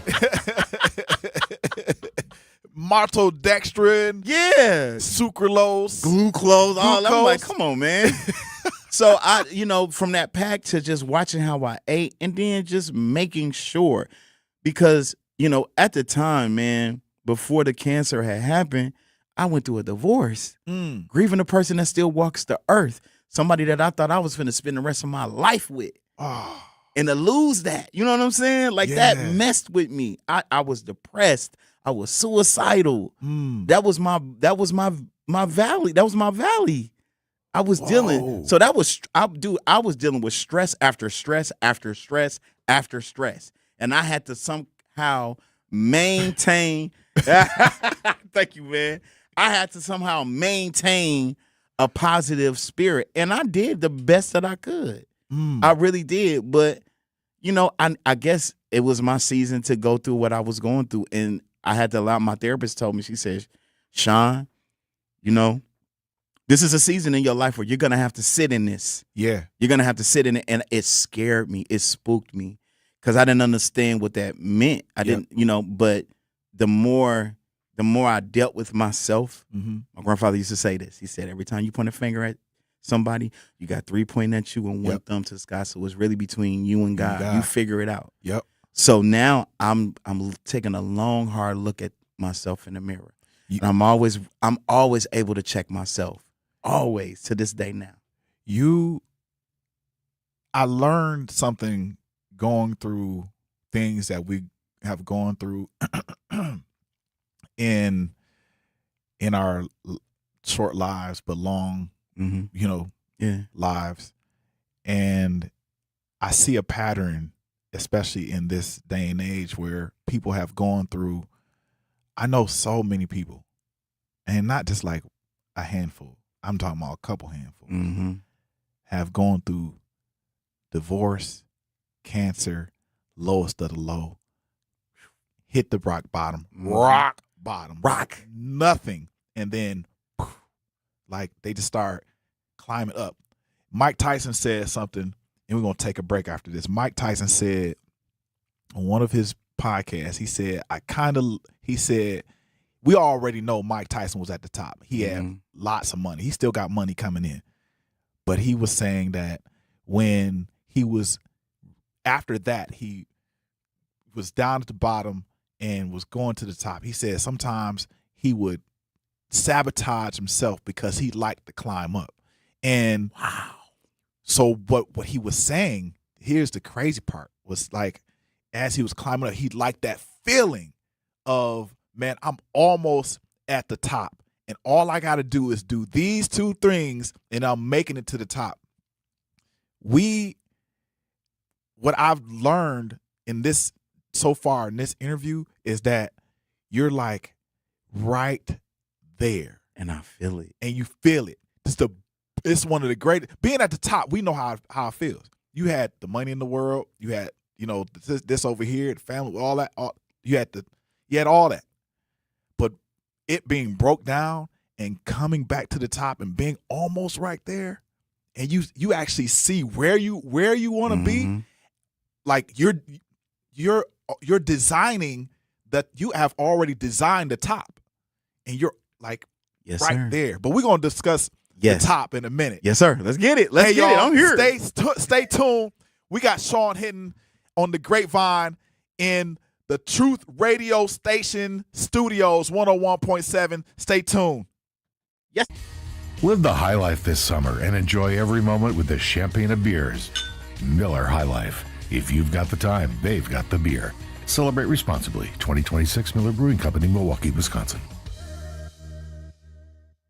The Homer Blow Foundation, Inc., nonprofit 501c3, and our presenting sponsor, Beta Philanthropies, Inc., invites you to the 32nd annual Homer Blow birthday party for the kids on Saturday, June 27th from 2 p.m. to 6 p.m. for kids ages 2 to 13 years old at the Fitzsimmons Boys and Girls Club and Metcalf School, located at 3400 West North Avenue on 34th and North. Admission is absolutely free, and after 32 years, you already know how it goes down. And this year, don't miss the kids' phone party. Shout out to our platinum sponsors, the Office of Early Childhood Initiative, Mighty Small Moments, the Brewers Community Foundation, Spectrum, and Westcare, Wisconsin. Our gold sponsors, Maleka Early Learning Center, Liquid, formerly the Oasis, Unite WI, Community Health Primary Care Services, LLC, the Greater Milwaukee Urban League, Eisenberg, Riley, and Zimmerman, and the New Pitts Mortuary. Our silver sponsors, Mr. B's Privilege Lounge and Dog City, along with Running Rebels and Griffin CDL Institute. Limited vendor spaces available. If you'd like to support or make a donation, email homerblowfoundation@gmail.com or call 414-248-4954.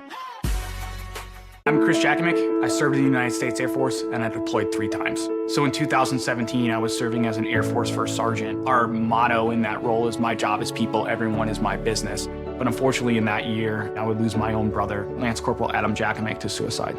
The majority of veteran suicides are from guns. I store my weapons securely, not only for myself, but for my family. Store all your guns securely. Help stop suicide. My service never stops. Brought to you by End Family Fire and the Ad Council. And here's Heather with the weather. Well, it's beautiful out there, sunny and 75, almost a little chilly in the shade. Now, let's get a read on the inside of your car. It is hot. You've only been parked a short time and it's already 99 degrees in there. Let's not leave children in the back seat while running errands. It only takes a few minutes for their body temperatures to rise, and that could be fatal. Cars get hot fast and can be deadly. Never leave a child in a car. A message from NHTSA and the Ad Council. Babes, what are you doing? What? I'm just mowing the lawn. No, it's blazing hot and dry out here. Don't you remember? Smokey Bear says. Avoid using power equipment when it's windy or dry. Where'd you learn this? Oh, it's on SmokeyBear.com with many other wildfire prevention tips. Right. Thanks, honey bear. Because remember, only you can prevent wildfires. Brought to you by the USDA Forest Service, your state forester, and the Ad Council. For 250 years, our armed forces have bravely served America. Wounded Warrior Project honors that legacy by supporting post-9/11 service members and veterans like Anthony, a Marine who was injured by a roadside bomb in Afghanistan. They carried me through my injuries, my not just my physical, but my mental. And seeing other vets doing the same thing helped me tell myself, hey, you can do this. Join us in honoring warriors at woundedwarriorproject.org/America. And here's Heather with the weather. Well, it's beautiful out there, sunny and 75, almost a little chilly in the shade. Now, let's get a read on the inside of your car. It is hot. You've only been parked a short time and it's already 99 degrees in there. Let's not leave children in the back seat while running errands. It only takes a few minutes for their body temperatures to rise, and that could be fatal. Cars get hot, fast, and can be deadly. Never leave a child in a car. A message from NHTSA and the Ad Council.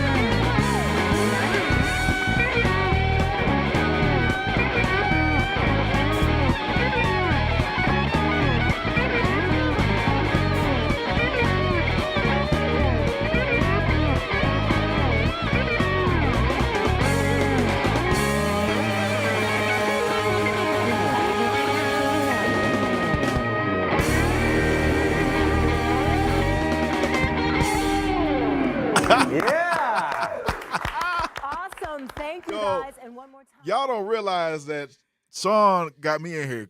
He got me in crying, man. I'm over here.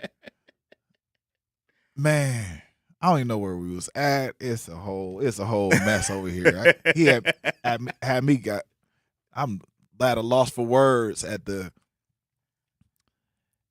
your journey. Yes, sir. Like, man, you've done a lot. Death Row? Tell me about Death Row.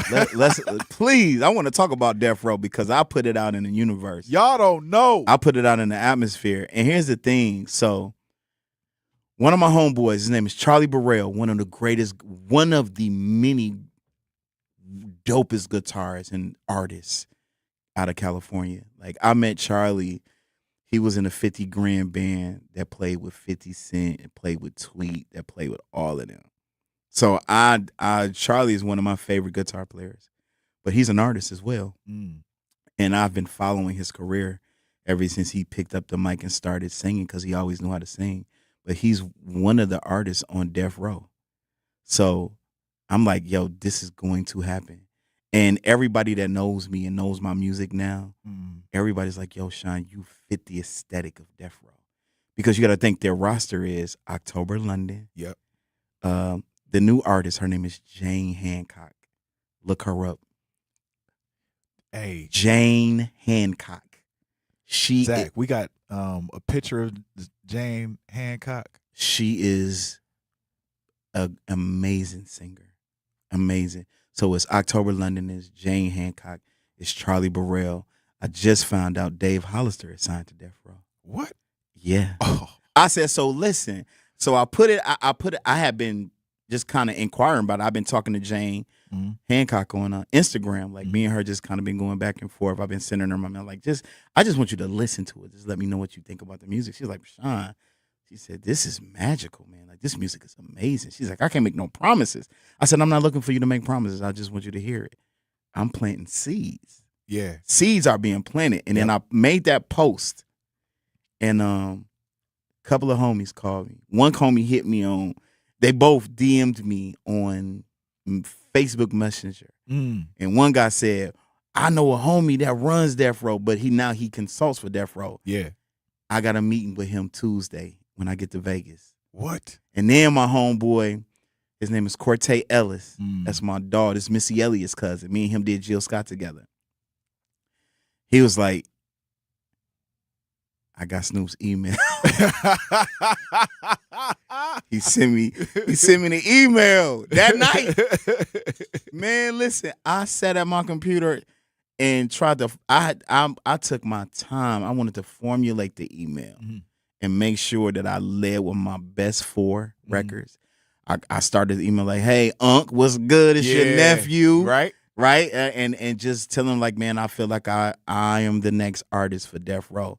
So y'all hearing it here first. You hearing it out my mouth. The next time y'all see me, the next time I'm on this show, I will be signed to Death Row. I'm speaking it.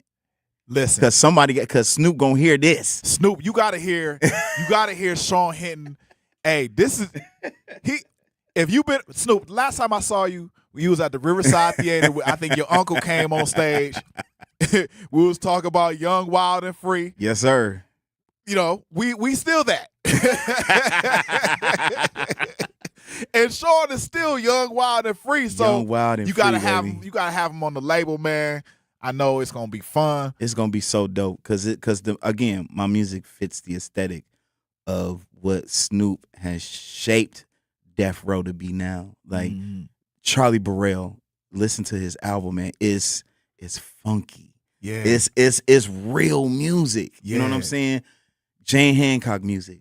She got a song called Save All Your Love for Me. Yeah. Like it's that sweet, beautiful, like, and then you bring me in with the spirit of Ronald Isley and Maurice White and Enoch Johnson. And Enoch Johnson. Like all of this wrapped up in one. That's who I am. Just me being authentically myself.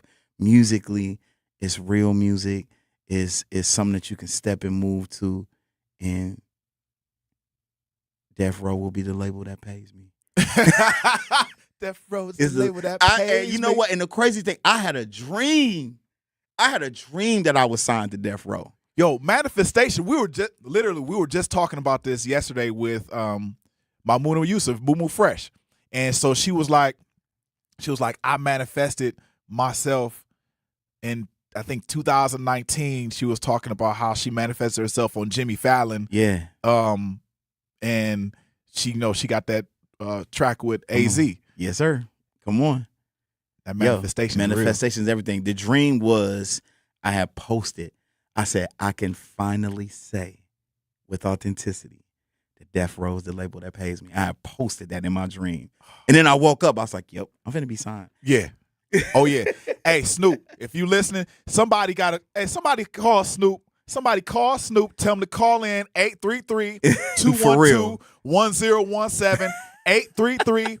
833-212-1017. Look, we got Sean Hinton in the building. He's going to round us out on the second hour. Just give us a little bit more of his life. Yes, sir. And we're going to come right back on the Grapevine. Go get something to eat.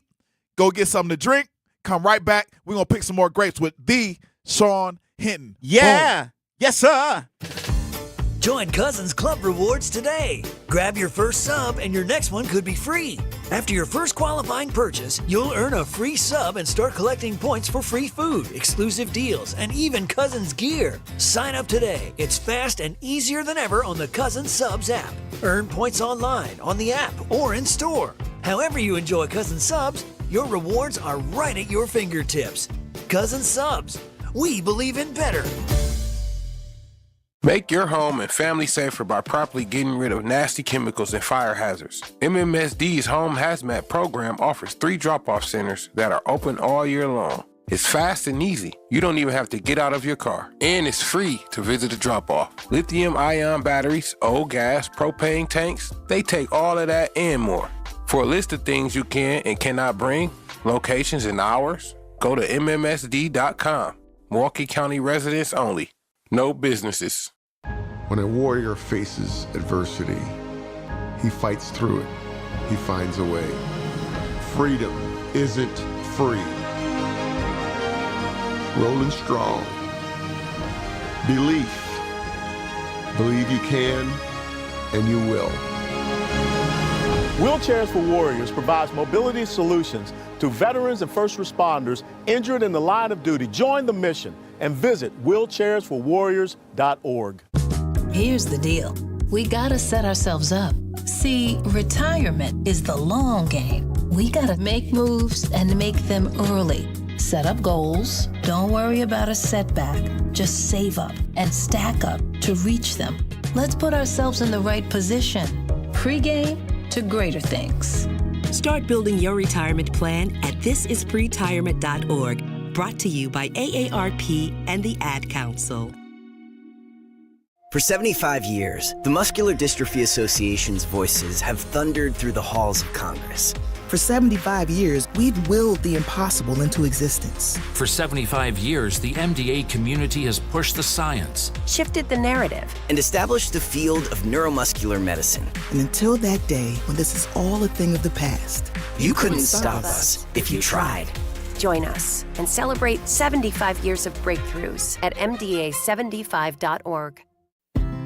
You can't buy a best friend. You can love them, walk them, pet them, and care for them, whether they want you to or not. You can take a picture or 50. You can fly to the moon, travel the world, or just stay in bed. You can't buy a best friend like that, but you can adopt one. There are millions of pets waiting for a best friend just like you. Help us save them all at bestfriends.org. You're listening to Milwaukee Black Talk on 101.7 FM. The Truth. And 1510 AM. W269DL. Milwaukee. A Milwaukee Black media company. I had a bad day, but it doesn't mean that I have a bad life. So I'm not alright, but I'll be okay. I might have to cry sometimes, but I know in due time I'll dance in the rain again. It'll wash away the pain, my friend. I'll live to fight another day.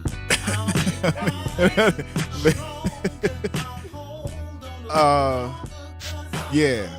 You back in the Grapevine with the Sean Hinton, and I'm your host, Manan Sabir. You in the Truth Radio Station 101.7 FM studios. You know, you have definitely amazed me with conversations. We're going to talk about the peak. Yes, sir. But the valley didn't stop. The valley there. did not stop. Man, I don't know if we mentioned it early, but the things that I was dealing with, like that divorce thing, man, that separation that broke me. Yeah. I was coming home one night. So October of 2022, I came home from tour. And that's when the news was broke to me. And she was like, I don't know if I want to do this no more. And I was like, huh? I was like, oh, okay. And once it had finally settled in, man, I had to wear shades to church because I didn't want people seeing me cry. Mm. You know what I'm saying? Like, and truth of the matter is, I can take accountability. Like, whatever she felt that I wouldn't be in, I have to eat that. Yeah. You know what I'm saying? Like, so, and therapy taught me that I was more reactive than I was responsive on a lot of things. So I had to eat that. But while I was eating that, man, it was killing me on the inside. Mm. Like, it was extremely difficult to digest, to the point where I was coming home one night from church. It was a Tuesday night. And I was heading home and I heard something in my right ear that says, if you just drive off this bridge right here, you ain't got to feel this pain no more. And just as clear as I heard that, in my left ear I heard, don't do it. Please don't do it. And I did not do it. And I went home and I cried myself to sleep. I spent at least a good 2 or 3 months in tears, even talking to my therapist. Like, we were doing Zoom sessions. Like, in the Zoom session, she was like, you tight. You need to loosen up. Like, she could see the body language. Cause she was like, how are you? And I'd be like, I'm okay. She's like, no, you're not. I was like, but I am. But she saw something that I didn't see. She's like, I can see it all in your shoulders. I can see it. Like, yo, I can see it. And she was like, you gotta let go. You gotta let go. You gotta bare your soul. And I did. And it was those things where I learned some of my most valuable lessons in therapy. I learned, like, I never blamed my ex-wife anyway. Never blamed her. Never ever. And never will. But it helped me to really see myself. It did. It helped me to see myself. Like, and when I learned how to see myself in everything, the bad as well as the good, it teaches me now, like, I know how to regulate it. I know how to address it head on when I know, like, okay, you ain't sweet, Sean. Let's tighten up. Let's tighten up. So I tighten up daily. You know what I'm saying? So, yeah. You're a savant with the guitar. I mean, you know, I'm not a musical mind or a genius at all, but I think that you're a savant with the guitar. At what age did you realize? Did you actually realize you were a savant, like, in any part of your life? You want to hear? Here's the truth. I'm now starting to walk in it. Because, again, I live by the humble don't stumble. Mm-hmm. And, you know, it'd be difficult to tell people, like, when people are like, who you playing for? Tell them who you playing for and all this and all that. I'll be like, thank you. I appreciate it. Right. I don't, you know, like, I don't like to gas myself up. I don't have to be gassed up, but I'm quiet, man. I'm in the way when I'm supposed to be in the way. When I'm on that stage, I'm purposely in the way. But here's the thing about being in Milwaukee and being from Milwaukee, being in Milwaukee and being from Milwaukee. And Zach, you can jump in on this too, because one thing about being in Milwaukee and being from Milwaukee, being from the Midwest, is that we aren't the people. We shine, like, okay, for example, take your gold chains, right? Like, yes, all sir. right, cool. But it's not like the Mr. T gold chains. Exactly. You're not like, you're not an overabundantly looking person that, you know. I ain't trying to draw that much attention to myself. But I like what I like. Yes. But we work extra hard. We are Midwesterners, specifically Milwaukeeans. We work really, really, really hard. Yes. We get up at whatever time in the morning, go to work. If it's third shift, second shift, first shift, whatever. Yeah. Go to work, come back home, and we do it again. Yeah. And it's a constant wash, rinse, and repeat. We Come do on. it over and Come over on. again. Mm-hmm. Do you, and that feeds into us, your savantness. Got it. And I'm feeling it. I feel it now. Like you were saying earlier, you was like, we were talking about Tyson. Is like, and you were saying like, I see it with you. Yeah. I feel it. And I'm finally at a place where I'm walking in it. Like you said, it's like savant. I can receive that now. I can receive that. I can walk in it.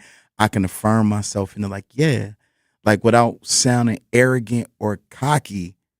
Like I internally feel this emotionally as well as mentally. I am that dude now. I get it now. Yes. But not to say like to go to someone like, yeah, I'm that. No, I'm not that. No, this is me pumping myself up. You are that dude. You him. That's right. Your name is Himothy. I am Himothy. Like I'm walking in and I'm feeling it. I feel it. That's why like even with the death row thing, I'm putting it out there. It's going to happen. I believe it because surviving the things that I went through, and my boy, Lil Man, that's another one of my bros. When I was in the hospital, he was like, dude, this is nothing more than God telling you, I'm finna show you just how good I am. I grew up in church, so I'm gonna use this story as an analogy. Yeah. The story of Job. Mm-hmm. Job in the Bible, he said the devil told God, he said, he only serves you because he has all of this thing. Job was a rich man, multiple kids, houses, like animals. He just had everything. Yeah. And the devil said, take that hedge from around him, and I bet you he'll curse you. And in the midst of everything that he had lost, God allowed it to happen. But in the midst of everything he lost, he still didn't curse him. And I didn't curse him. So when they told me I had colon cancer, and when I sat in that room and I said, if this is it, thank you. And if it's more to it, thank you. And when I was leaving there, the nurse walked up to me. She said, in all my years of doing this, I've never met someone to take that information with a smile on his face. And you took that information. Not only did you take that information, but you were in a valley in which you lost a few things. We talking about the marriage, right? We talking about marriage, the ex-wife. Like I lost my job with Mary J. Blige. She had fired all of us October 2024. So losing my wife to divorce, losing my job, and the only thing that I had to cling on to was my church gig, which was the most consistent thing that I had. But I was dealing with so much mentally and emotionally. It was hard to deal with what was going on there because you got to be ready to rock and roll on Sunday mornings and Tuesday nights. I couldn't do it. I just didn't have it. Like I stayed into it with people. Like again, I can point the finger at myself. I know what's up. It was completely and totally me. You were blaming everybody else outside of you, or you were into it with everybody else because you were projecting. But it was. And the thing is, I could sit here and say, well, if you would have took the time out, no, I think if I would have just been a little bit more stronger, I could have been there. But I felt like even that time off when I quit, I needed that. I needed that time, man. I left. It was a Sunday that I had quit at the church, and I didn't make a scene. I just politely packed my guitar. I politely put my amp, my stuff up, and I slipped out of there. And for 30 minutes, that 30-minute ride home was the most peaceful ride that I had ever had.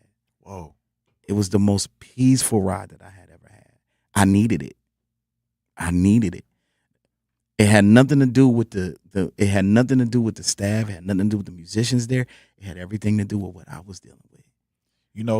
There's this gentleman by the name of in the martial arts we call him Masayama, Master Oyama. And he used to go into the wilderness and train, and he was famous for chopping the horns off of bulls. Wow. And he would, the bull would run at him and he would, boom, chop the horn off the bull. 59 bulls to be exact. Wow. Not in a row, but he would set these matches up and he would chop the horn off the bull. How he prepared for that was absolutely amazing, because he would go into the wilderness and he would start hitting the bark of trees. Boom, boom, boom, boom. And then he would go to this waterfall. It was a heavy waterfall. They showed a picture of it on film. And he would start running his punches through this waterfall. And water does not stop. It can wear down rocks. And so he would just do that over and over again. But what they realized is that he was alone. And he was by himself for months at a time, preparing to, do this feat. And sometimes, especially with men, although we consider being on an island isn't the best thing, sometimes being on an island is one of the greatest things also, because it gives you clarity. Yep. It gives you an opportunity to allow yourself to be poured into from your creator. And when we come right back, we're going to... Ooh, I hope I ain't getting too deep, bro. Hey, look. I'm so sorry. That was like, I just cut in like, hey, we're going to be happy. I'm sorry. That's just because what you're saying, it just makes so much sense. And it's what I'm feeling. Is I feel it very deeply. Like that alone time. It's okay. It's being alone, and then there's being lonely. I love being alone. I don't mind it. I dig it because it gives me clarity. It gives me perspective. I'm able to have things be downloaded into my mind, into my heart, on about what's the next move for me. You're on the Grapevine with Sean Hinton. Yeah. I'm not even going to reintroduce myself. This is just Sean Hinton's show. We're going to come right back. Talking about guns with others might not always feel comfortable, but it could save a life. Here's a way to start a conversation. Your family is going over to your neighbor's home for dinner for the first time. How would you ask if there are any unlocked guns in the home? Hey, we're so excited for tonight. Before we come over, though, may I ask if there are any unlocked guns in your home? Our guns are stored securely, locked in a safe that the kids can't access. Awesome. Learn how to have the conversation at agreetoagree.org. Brought to you by the Ad Council. Wherever there's a need in our communities, there's a United Way. Improving lives so everyone can thrive. Where more people can gain access to healthcare and nutritious food for their tables. Where more community members can benefit from financial education and get connected to local resources for housing support. And where children are given more chances to reach their full potential. Community is where we find our strength and where we share our hope. United is the way. Visit unitedway.org. Are people around me safe when I vape? Science does not support that belief. Exhaled vape emissions linger in the air, affecting indoor air quality and bystanders in the same space through secondhand exposure. Vaping emissions can also accumulate on clothes, hair, dust, and furniture, leading to exposure risks to bystanders of all ages. And vaping around a pregnant person can lead to serious health impacts on fetal and childhood development. Enough with the puff. Learn more at ul.org/vaping. My mom has decided to learn to paint, and she's good. My dad's now into creative cuisine, and I've already put on 6 pounds. Learning new things comes with age. My mom, she started forgetting my name and what we're talking about. Forgetting well-known things doesn't. Memory loss may be a sign of Alzheimer's disease. Early detection gives you and your loved one time to plan for the future. Learn the warning signs of Alzheimer's at 10signs.org. Brought to you by the Alzheimer's Association and the Ad Council. Don't act like that. Don't wear that. Don't think that. I've heard everything you tell yourself every time you felt different. And I want you to know that you can be vulnerable and powerful. That taking care of your mind is taking care of everyone you love and who loves you. Love your mind. Find mental health resources at loveyourmindtoday.org. Brought to you by the Huntsman Mental Health Institute and the Ad Council. The possibility of lung cancer can be pretty scary, especially if you're one of approximately 8 million current or former smokers at high risk. That's why SavedByTheScan.org wants you to know that now there's a breakthrough low-dose CT scan that can detect lung cancer early, and it only takes 60 seconds. You stopped smoking. Now start screening. For an easy quiz to see if you're eligible, visit SaveByTheScan.org. It could save your life. SaveByTheScan.org is brought to you by the American Lung Association's Lung Force Initiative and the Ad Council.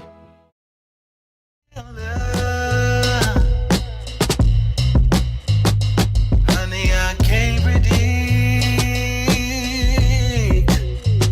predict the weather. No. The answer's not word. Working your brain. And after all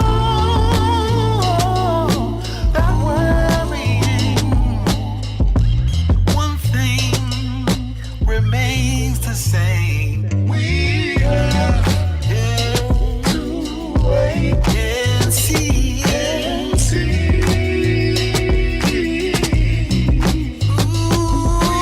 have wait and see. We gotta wait and see, y'all. Patience, a virtue that is gonna be required. Sometimes situations will leave you drained and tired. Hey, the answer's not word. Working your brain. And after all that worrying, one thing remains the same. You are, man. This is why I was running to your music. I was, man. One thing I like about Milwaukee artists in general is that when you know the person, it almost seems like they're playing for you, you know. And Milwaukee is a small, large city, mid-sized city that you can't miss. You're 2 degrees from knowing somebody. Yeah. And even when I first met you, long time ago, y'all. That's how far back we That's go. how far back. For real. Dead serious. It was, it was like meeting a brother, and I was like, okay, this is a person who's just going to be the same. And this music comes out, and it's like, oh, that's my brother playing. All right, cool. Let me start running to this. When you have like a skill set, we were just talking about when you have a skill set like the guitar. I don't play any instruments. Okay. But when you have a skill set like the guitar, and you were just talking about how you just sit back and you just play now. Yep. How does it feel to be able to connect to the creator and the downloads of the creator's creativity that he gives to you? How does that feel? And then you have this instrument that he put into play at age 12, and now you put it into use to just sit back and create. Nothing's on your mind. You've eliminated multitudes of and levels of stress. Talk, boss. And you're now in this zone. And y'all, we're gonna get to his peak now. Y'all not even ready for this. I got an invitation though. I got an invitation. I'm out. Man, listen, it is an amazing feeling, right? I do not take it for granted. It's in a good way. It scares me at times because I'm finally at a place where there's nothing mentally blocking me from obtaining and achieving greatness. Nothing. I don't see the ceiling anymore. Yeah. I don't feel the ceiling. All I see is clouds and blue skies. That's all I see. That's all I feel. And I used to hear people talk like this, and I used to be like, man, you are capping. Right. Like, for real. Yeah, like, I understand you saying stuff just to be saying stuff, but I'm feeling it. I feel it. I see it. The experience is such a good feeling because when I take out the time to stop and smell the roses, I look and be like, man, I achieved a whole lot. Not just from a tangible perspective, but also from a mental and emotional perspective. Because I used to always be like, I want to be there. I want to, I want to get to that level of living, that level, like, and now I'm here. Yeah. I'm not a millionaire yet. I'm not a billionaire yet. But dude, the peace of mind that I have, like the mental clarity that I have, I can sit down and just let God work. And he works on me. Like the stuff that I come up with, the stuff that I play it's great, man. And with the rewards of that is recognition. Like Bruno Mars likes me on guitar. He loves me on guitar. Yeah, let's go into it. That's the other half that Sean got recognized. I got recognized. Listen, Bruno Mars, Leon Thomas, all of them. Go for the beginning because people need to hear this. Okay, so and the reason why we're going to go from the beginning is because I think the seed needs to be said before people hear like the full arc of the story. I think also this gives people hope. Yes. And you are one of the people that recognize like this things I do is going to give somebody hope. Exactly. Man, okay. Dreams never expire. Come on. Shout out to my brother Chad Cino Roper, baby. Dreams never expire. Yo, listen, my best friend's mother told me this when I was dealing with this, and then we're going to go into that. Yeah. She said, Sean, I tell my daughters and my son this, the things that you go through ain't for you, it's for somebody else. Yep. And like you just said, like everything that I've been through, you gotta know the story before you can see the glory. There's a pimp that said that. I think it was Pimpin' Ken. More than likely. Yeah, more than likely it was Pimpin' Ken, Milwaukee. Come on, baby, stand up. Stand up, Milwaukee. You can't you can't feel and experience the glory without knowing my story. So you got to know my story. So now that you know my story, now every accomplishment, everything that you see, the Grammy that I'm getting ready to win, the BET award that I'm getting ready to win. Now you can look and be like, that dude been through some stuff, so he deserves that. Yep. I deserve, and again, this is me affirming myself. Like I get it now. Yeah. Like to be on the hearts and minds of great people like Bruno Mars. Yeah. And Leon Thomas.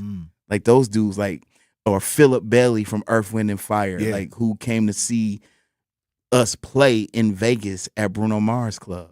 So the story about the Bruno Mars thing, right? So my boy Quentin, who's from Milwaukee, who lives in LA, has a band called Dirty 30, which I'm now a member of. And he called me. He's like, hey, man, I need you to come to Vegas and fill in for Chris. Peyton is a friend of mine who plays the guitar in the band. Yeah. He had a car accident.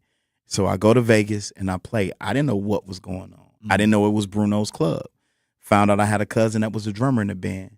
And he was like, yo, you want to meet B? And I'm just like, okay, I don't know who B is. I'm like, okay, it's the owner. You meet one owner, you mean the 1,000 owners. You know the story. Yep. So I go in the back, and it's Bruno Mars. And my cousin Nick was like, yo, B, I want you to meet my cousin Sean. Bruno jumps up from his section and runs up to me. He's like, bro, you a cold MF on that guitar. I was like, man, thank you, man. I appreciate it. And my cousin Nick was like, yeah, man, him and Q, they did Rosie together. And Bruno's like, you played with Rosie? You did that? I said, yeah, I did that run. He's like, man, thank you. I said, man, thank you. Thank you for the opportunity. I appreciate that. And he's like, so what you think about the place? I said, this is nice. I like this. He said, you want to work? I said, absolutely. He said, can you sing? I said, I can. He said, I want to hear you sing. I said, I've been singing all night. Because we do 4 30-minute sets at the Pinky Ring. Yeah. I wouldn't leave. And it's called the Pinky Ring. It's called the Pinky Ring, so we baby. Are, it's synonymous with Milwaukee. So the Pinky Ring. So he tells me, he's like, bro, I need to hear you sing. I want to hear you lead a song. I said, I just got in a band. So he says something to Nick. He says something to Q, and like the next week, I was leading one song, and Bruno was like, "The next time I'm here, I'm watching you like a hawk." And my cousin told me he watched you like a hawk. He watched you sing, and it was like, yo. And then to even go back just a little further back, my homeboy Jim Roach, who did monitors with us with Jill Scott, he had called me when I got out to Vegas. He was like, "Dude, you in Vegas? We got to get up." I said, "How did you find out I was in Vegas?" He was like, "Dude, I'm doing monitors from Bruno Mars." He said, "So," and they were at the MGM, and they're dialing Bruno's ears in, and Bruno asked the hooligans, like, "Yo, do y'all know a Sean Hinton?" And my boy Jim was like, "Wait, Sean? He's here?" He said, "How you know Sean?" He said, "Dude, Sean is funny. Sean is funny. Sean can sing. Sean is a positive dude. Like, he's a cool, real cool dude." Yeah. And then the hooligans was like, "Yo, that's our OG. Like, he's our OG. Like, that was Mary J. Blige's guitar player." So my boy Jim was like, Bruno was like, So that's when he's like, when he came that next week, he was like, "Watching me like a hawk." And the song that I sung that night was the Willie Hutch record from the Mech, "I Choose You." I sung that, and that was it. And he was like, "I need to hear you sing more." So now I sang "Cruising" from D'Angelo. Are you serious? And the first night I sung, and then we got through. Bruno was, yep. Oh. And I'm singing, Smokey Robinson is the original. He wrote that song. Yeah. But D'Angelo's version is the one that I resonate with heavily. Yeah. So I'm singing it D'Angelo way. Yeah. And Bruno walks up to me after we were done. He was like, "Bro, you take your time singing that song." I said, "Bro, I'm quartet. I grew up quartet. I grew up gospel. That's why I can take my time and sing." And so now, like, whenever he's home, whenever he's in Vegas, he'll come to the Pinky Ring, and he'll watch us perform. He'll stay the whole night, and then sometimes he'll get on stage and he'll sing with us. And then he'll get on stage and we'll do like, because we do a whole lot of covers, so we'll do Jodeci's "What Must I Say?" Yeah. So he'll say "Every Freaking Night," and then he'll do JoJo, and I'll do Casey's part. What? So that, bro, seriously, like this is crazy. This is my peak now, right? This is the peak. I'm in Vegas. I'm a part of a band who has a residency. Yes. At one of the biggest spots in Las Vegas. And it's called the Pinky Ring. And it's called the Pinky Ring. Like, we get phone. Bruno calls. Like, Bruno had a street named after. It was Bruno Mars Day a few months ago. Like, right before it was like right when he was getting ready to kick off the tour. Yeah. And he had a parade, and we did the parade. We was on the strip. What? We played on the freaking strip, like driving and performing. And Bruno was in the car behind us, and the hooligans. Wow. Yeah. Hey, when we come right back, we gonna come right back. This is the Grapevine.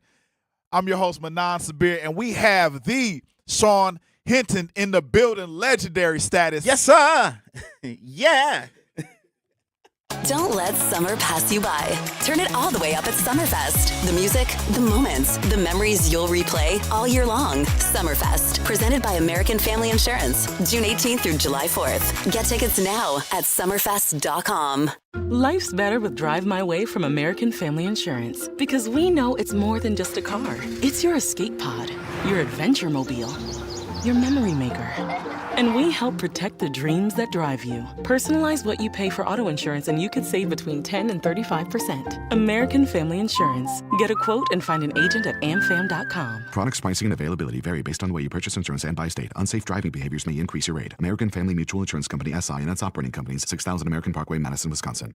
Reading aloud to children sharpens their listening skills, expands their vocabularies, and nurtures a lifelong love of reading. That's why Reading is Fundamental, the nation's leading children's literacy nonprofit, offers free monthly read-alouds by popular authors through its Rally to Read program. Visit rallytoread.org to watch the read-alouds and discover exciting reading activities for school and home. Visit rallytoread.org today. We asked parents who adopted teens to share their journey. When I met both of them, it was like my missing pieces were found. Like it was just like an instant, these are my kids. If you're considering adopting a teen, just do it. Kids need families. I don't care the age, everybody deserves a family. Learn about adopting a teen from foster care. Visit adoptuskids.org to learn more. A message brought to you by Adopt US Kids, the U.S. Department of Health and Human Services, and the Ad Council. Not completing high school is more of a social thing than it was an academic thing. Even though all these years have passed, I still had that longing to have my diploma.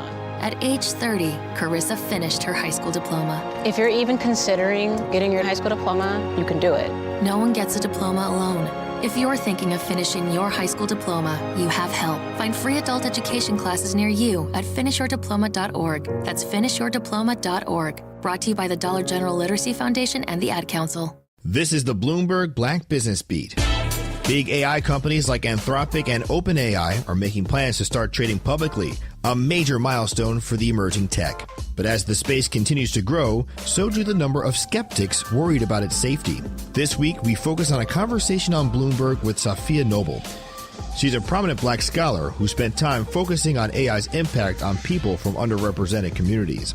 Noble says that despite Wall Street's interest in AI, corporate America might be shifting away from it, at least as it currently exists. We've been seeing studies where companies are saying that it's more expensive for them to use these chatbots because human beings have to check the efficacy and the reliability. Sophia Noble is a professor at UCLA and director of the school's Center on Resilience and Digital Justice. And she's got a best-selling book, Algorithms of Oppression. I'm Bloomberg's Justin Milliner on the Black Business Beat.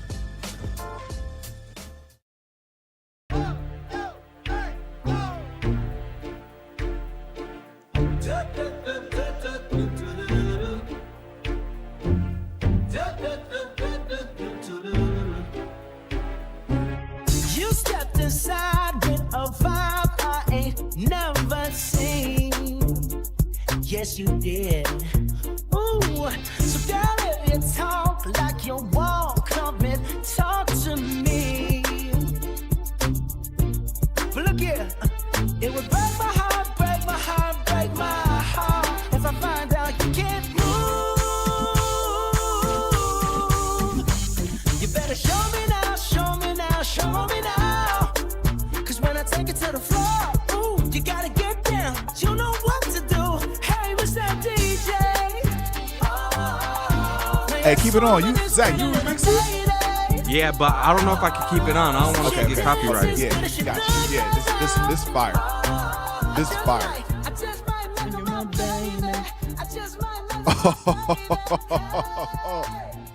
So from 2022 to 2026, yes, it's June 18th, about to be June 19th. Yes, sir. What did you learn? I am not bigger than a program. That's one of the biggest lessons that I learned. I'm not bigger than a program. Nobody's bigger than a program. I live with it. And again, to me, that translates to the humble don't stumble.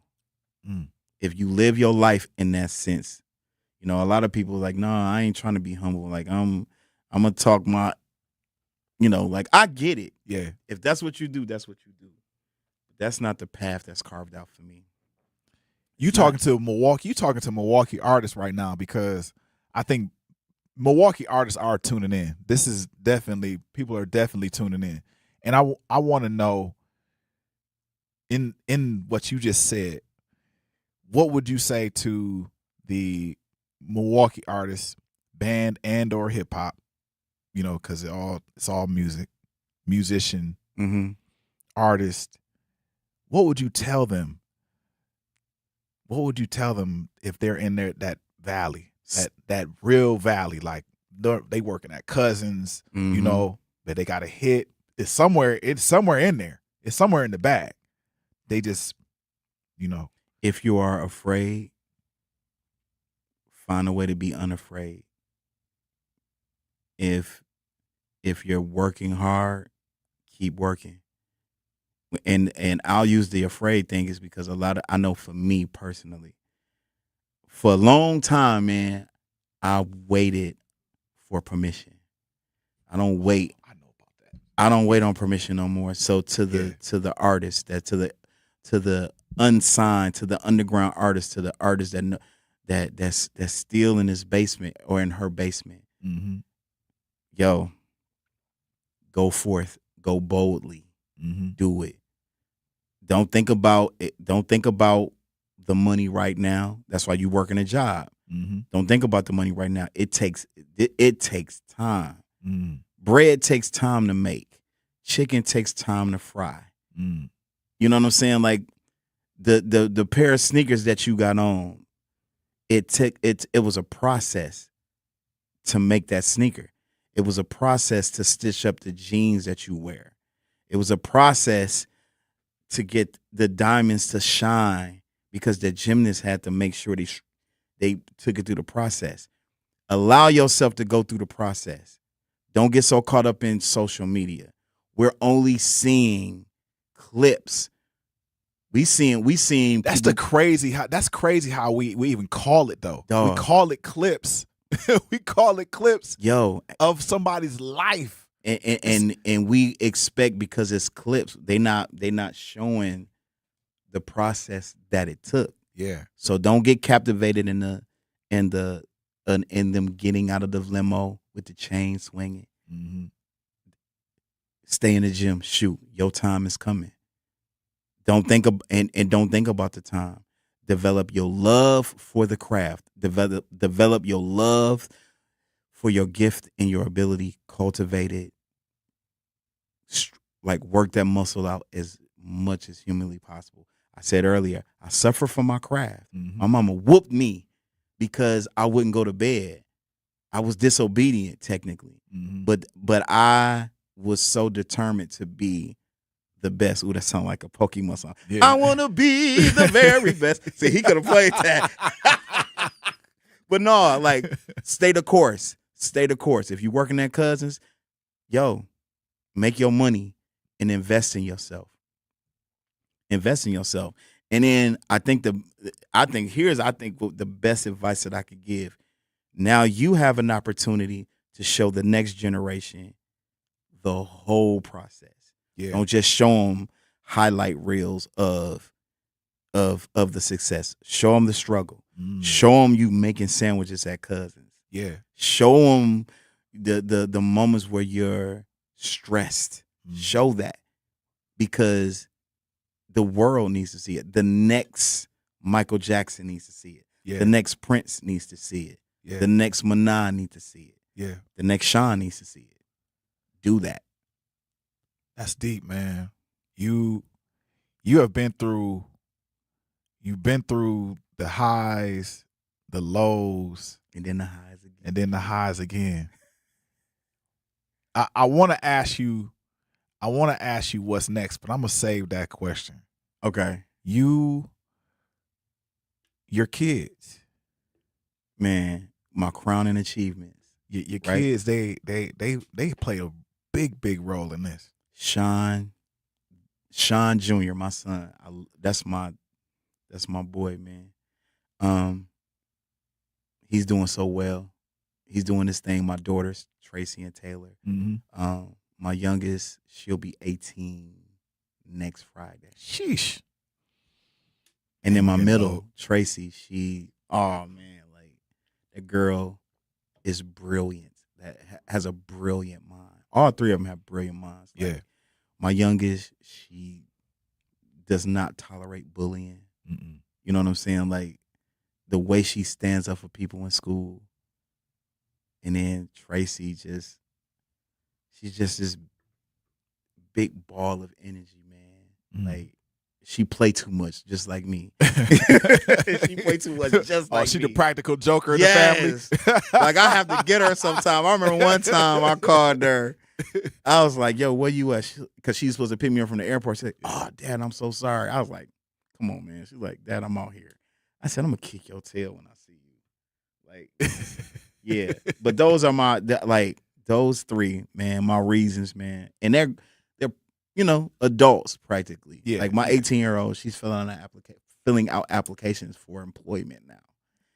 Because she just got promoted to 12th grade. Yeah. So that's the last one. Yep. And they still in your pocket. Not as much. Yeah. My son works at Marquette.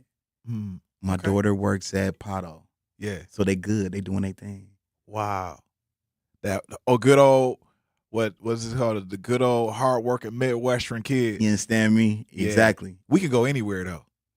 And if you from the Midwest, I'm gonna say this. This is my preaching moment. Like, come on, preach. When you from the Midwest and you get the fact that you can work, you can go anywhere in the world. Anywhere. I like him. I really like him. This is my preaching moment. Yeah.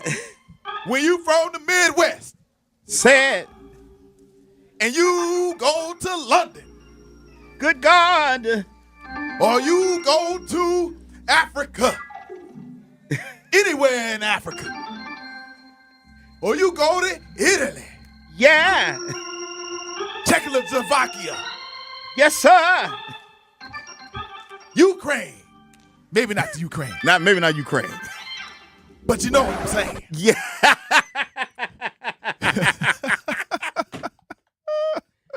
You all right with me, man. I like you.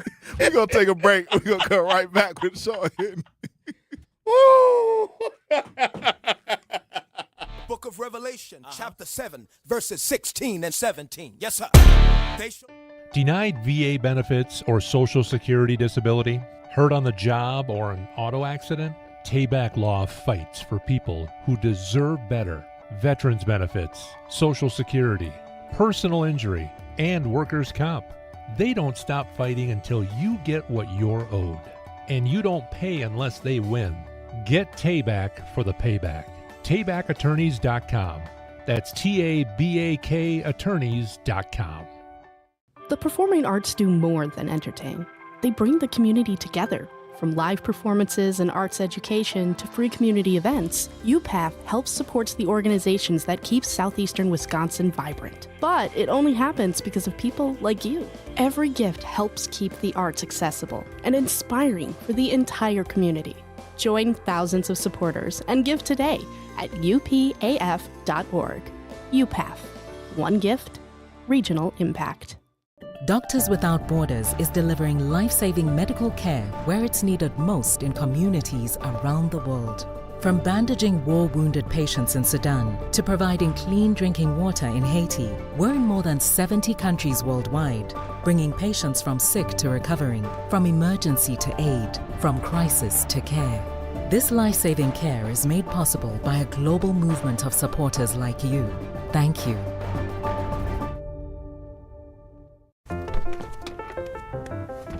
Mommy, can I sit in the front seat just this one time? Please, please, please. No, not yet. But why? Because I love you, and you're just not ready yet. Now, get in the back so I can get you in your car seat, please. Putting your kids in the right seat for their age and size is an act of love. Check that your kids are in the right seat at NHTSA.gov/the right seat. Love protects. A message from NHTSA and the Ad Council. In sitcoms, when someone has a problem, they just blurt it out and move on. Well, I lost my job and my parakeet is missing. How was your day? But the real world is different. Managing life's challenges can be overwhelming. So, what do? We get support. The Huntsman Mental Health Institute and the Ad Council have mental health resources available for you at loveyourmindtoday.org. That's loveyourmindtoday.org. See how much further you can go when you take care of your mental health. For 250 years, our armed forces have bravely served America. Wounded Warrior Project honors that legacy by supporting post-9/11 service members and veterans like Anthony, a Marine who was injured by a roadside bomb in Afghanistan. They carried me through my injuries, not just my physical, but my mental. And seeing other vets doing the same thing helped me tell myself, hey, you can do this. Join us in honoring warriors at woundedwarriorproject.org/America. Yeah, you know what to do. Hey, Mr. DJ. Oh, play a song of this pretty little lady. Oh, so she dances, good as she looks right now. Oh, I just might make her my baby. I just might make her my baby. Hey. I just might. Oh, I just might. But first, may I just say that your face got me so intrigued. I'm so intrigued. But what good is beauty if your booty can't find a beat? I don't wanna know, girl. So please don't do that to me. Cause it would break my heart, break my heart, break my heart if I find out you can't move. You better show me now, show me now, show me now. Man. 'Cause when I take it to the floor, ooh, you gotta get down. You know what to do. Zach. Wait until y'all hear that lean back version of it. Hey, look. Milwaukee got talent. Milltown. When you hear the words Milwaukee music, what's the first memory that comes to your mind? Milwaukee music. Take me to another place. Arrested Development. Yes. And this is gonna sound crazy. Todd knew Speaks about Thomas. Yep. I knew about Arrested Development before I knew about Eric Benet. Really? And I played with Eric Benet. What? When I think about Milwaukee, my first memory was hearing Arrested Development take me, because that beat was so infectious. It's still infectious. Yes. And to find out that they were from Milwaukee, and I was in the studio where they recorded that record at. Oh, snap. Really? Yes, sir. Me and Afton cut a record. After I was helping my cousin out where he was recording, and I can't remember the name of the place. I want to say it was out in Mech One or something like that. I could be wrong, but it's crazy. Beautiful studio. Yeah. Beautiful studio. And I saw Arrested Development picture, and I was like, wait a minute, they from here? That was my first memory, like, of Milwaukee music and Milwaukee artists. Right. And I'm already out, like, touring with Dave Hollister, so I'm just like, okay. Yeah. And then that's when I started learning about Eric Benet. Yeah. And then I started learning about Al Jarreau, one of my favorite artists. Yeah. Yeah. Is from here. He went to Rosa. I think he went to Lincoln. What? Back in the day, Lincoln. Yeah. It was an art school, like a middle, like it was a middle school. I think he went to Lincoln and Roosevelt, something like that. But yeah, like I was like, oh, okay. So, and I feel like I've coined this phrase: Milltown's got a sound. Yes, we do. We definitely have a sound. Yes. So starting with them, and then leading on to the New Blood, and I like listen. I just a couple of years ago learned about Big Frank. Learned about what's the other. We guys? had Big Frank in here. We had Dog. Who else? I love Big Frank. I want Jungle Baby. Jungle Baby. What's the other dude We got name? Chicken P. Jungle Baby. What's the Big dude name? Frank, Steve the Stoner. Steve the Stoner. Him we had and Wade then Chappelle the other day. What's the dude? The Biddy. Wade Chappelle. JP. JP. Yep. Dude, we played. Me and my boy Ace. We played. Rest in peace, Young Tweezy. Yeah. We played his funeral, and I saw JP and I saw Big Frank, and it wasn't appropriate to go meet him, but I want to meet them cats, man.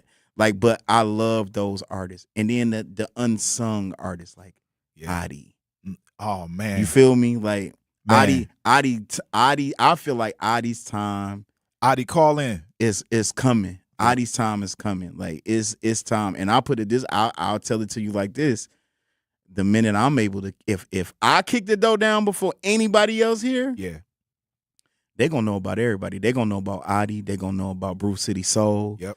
They're going to know about the DMC. Yep. They're going to know about Cigarette Break. They're going to know Shout about out all to of Tim Ricketts. Shout out to Tim Cigarette Ricketts. Break. They're going to know about. Always putting in work. Listen, they're going to know about all of us. They're going to know about every musician. I'm going to make sure I shine a light on all of us, because we do have a sound, and a lot of us, we have done some great things. Yeah. And went outside of Milwaukee to do it. So, yeah. If you could take today's young musicians back to one era of Milwaukee music, what year would you take them to, and why? Oh my God. You remember Juniors? Oh, yes. Jazz, you remember Juniors? Dog. Juniors. Okay, I'm trying to remember because I used to play. I would take them back to the Growing Nation days. Can we talk about it for a minute? Talk about it. Can we talk about Growing Nation talk for about a minute? Let me be quiet. Go ahead. So I might not be quiet. That's a year that I would take every musician back to because I'll never forget the first time I met Adi. Yeah. My cousin Afton was playing bass for Growing Nation, and they was like, they need a drummer. And I was playing drums at the time. Yeah. So I met Adi at the Mansion on Highland. Oh. Which is where they were rehearsing that. Yeah. That was the best year of music to me. Because I'm a church musician. So coming from the church and seeing this, I was like, what? Yeah. And they then had the church sound. Yeah. It was soulful, but then it was something like, well, there's a world outside of just being a church musician. Yeah. So it was a culture shock for me. Like just everything that came with it. And then to be a part of, to be a part of the band that was Positively Milwaukee. Yeah. That TMJ would do. Yep. Like they interviewed us for that. Every Summerfest show that we have ever done. Yeah. Like I would have never thought that was obtainable. And then just to be around just this community of great musicians. Brian Meir, Afton Johnson, Michael Evans. He played drums after I played drums. Wesley McVicker. Yep. Hell, shout out to Wes. Worldwide West. That's what I call West, it. Worldwide West. I don't even see West no more. Where you at, West? Dude, West in Texas, man. I think he owns a restaurant in Texas. I can see that. I can too, because that Joker can cook. Yeah, I heard. He's bomb with it. Have I ever had his cooking? Have you ever had? Dog, listen. I don't know. I don't remember, but I know he can cook. He kills. Just all of us, man. Tim Ricketts, Alex Julian, D. Will, Olin Franklin, DC Kearney on drums, Zay Will on keys. I'm trying to think of the keyboard players. TJ, who don't live here no more. TJ Harris, he lives in Arizona now. Cold keyboard player. His brother Alan on bass. Milltown has a sound, bro. Like all of that. That was the community. And then from there on, when I started meeting all of these other musicians, I was like, I am not alone. You are not alone. You got a family. I got a family, G. That's crazy. We're in this space where I do this rapid fire questions. Yeah. Okay. And before we do the rapid fire questions, I want to make sure people know where to find you. Yes, sir. Where can people find you? You can find me on Instagram at Sean Hinton. That's SHONN Hinton, HINTON. That's Instagram. That's Facebook. That's TikTok. That's where you can find me at. Yes, sir. I'm posting now because I'm dropping a new album next month. So we going, baby. We off to the races. Hey, we off to the races. That album gonna be fire. Yes, and sir. you're gonna win some awards, man. Oh, yeah. And if I don't, but I'll say this, and if I don't, I'm not mad. The award is in your heart. That's it. Let me ask you a question. I got a quick question. Okay. You ever play with BJ the Chicago Kid? That's my boy. Dog, me and BJ, I was with Dave Hollister when I met BJ. His brother Scooter some background. Yeah. And I met his brother BJ, and me and BJ wrote a song together the first time me and him met. Really? And then when he made it, when he got signed, I was touring with him for a minute. What? Sure did. That's my dog. BJ's my boy. Yo, tell him Manon said, well, he don't even know me, man. I'm fanboying out because you know why? You know why I like BJ's music? Is because it's, you know how it is. Yeah. Old school, new school. Yes, it has sir. a little Chicago, and I got family from Chicago. Come on, man. Yeah. Yes, sir. So shout out to Chicago. Shout out to Chicago. Yeah. Yes, sir. Our country cousins. Yeah. So our rapid fire questions. Okay. Prince or Stevie Wonder? Prince. B.B. King, Jimi Hendrix. Jimi Hendrix. Jazz or blues? Ooh, blues. R&B or funk? Funk. Motown or Stax? Stax. Vinyl or streaming? Vinyl. Fender or Gibson? Fender. Ooh, my uncle would kill me. He's a Gibson dude. He called Fender toys. Out of here. Coffee or tea? Coffee. No, tea. Sorry. Morning or night? Oh, my God. Mornings, because I like to go to sleep at night. Summerfest or State Fair? Summerfest. Milwaukee in the 80s or Milwaukee today? 80s. The pinky ring, huh? Can we see you there? Yes, you can see me at the Pinky Ring. Hey, Pinky Ring in Vegas. Pinky Ring in Vegas. Come on. Y'all come see us. Is everybody invited? Everybody's invited. The show's free? Show's free, baby. Come through. We're going to come out there to Vegas. Hey, y'all, follow me out there to Vegas, the Grapevine. We're going to pick some grapes with Sean Hinton. Yes, sir. Y'all, thanks for Sean Hinton. Hit him up on his platforms, social media. We are out of here. Yes, we sir. got Tap In with Jazz Tyler next. We are going to be at Juneteenth tomorrow. Come with it. Bye. Yep.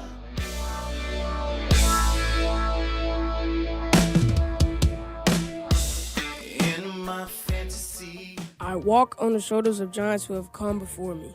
I am ASAP and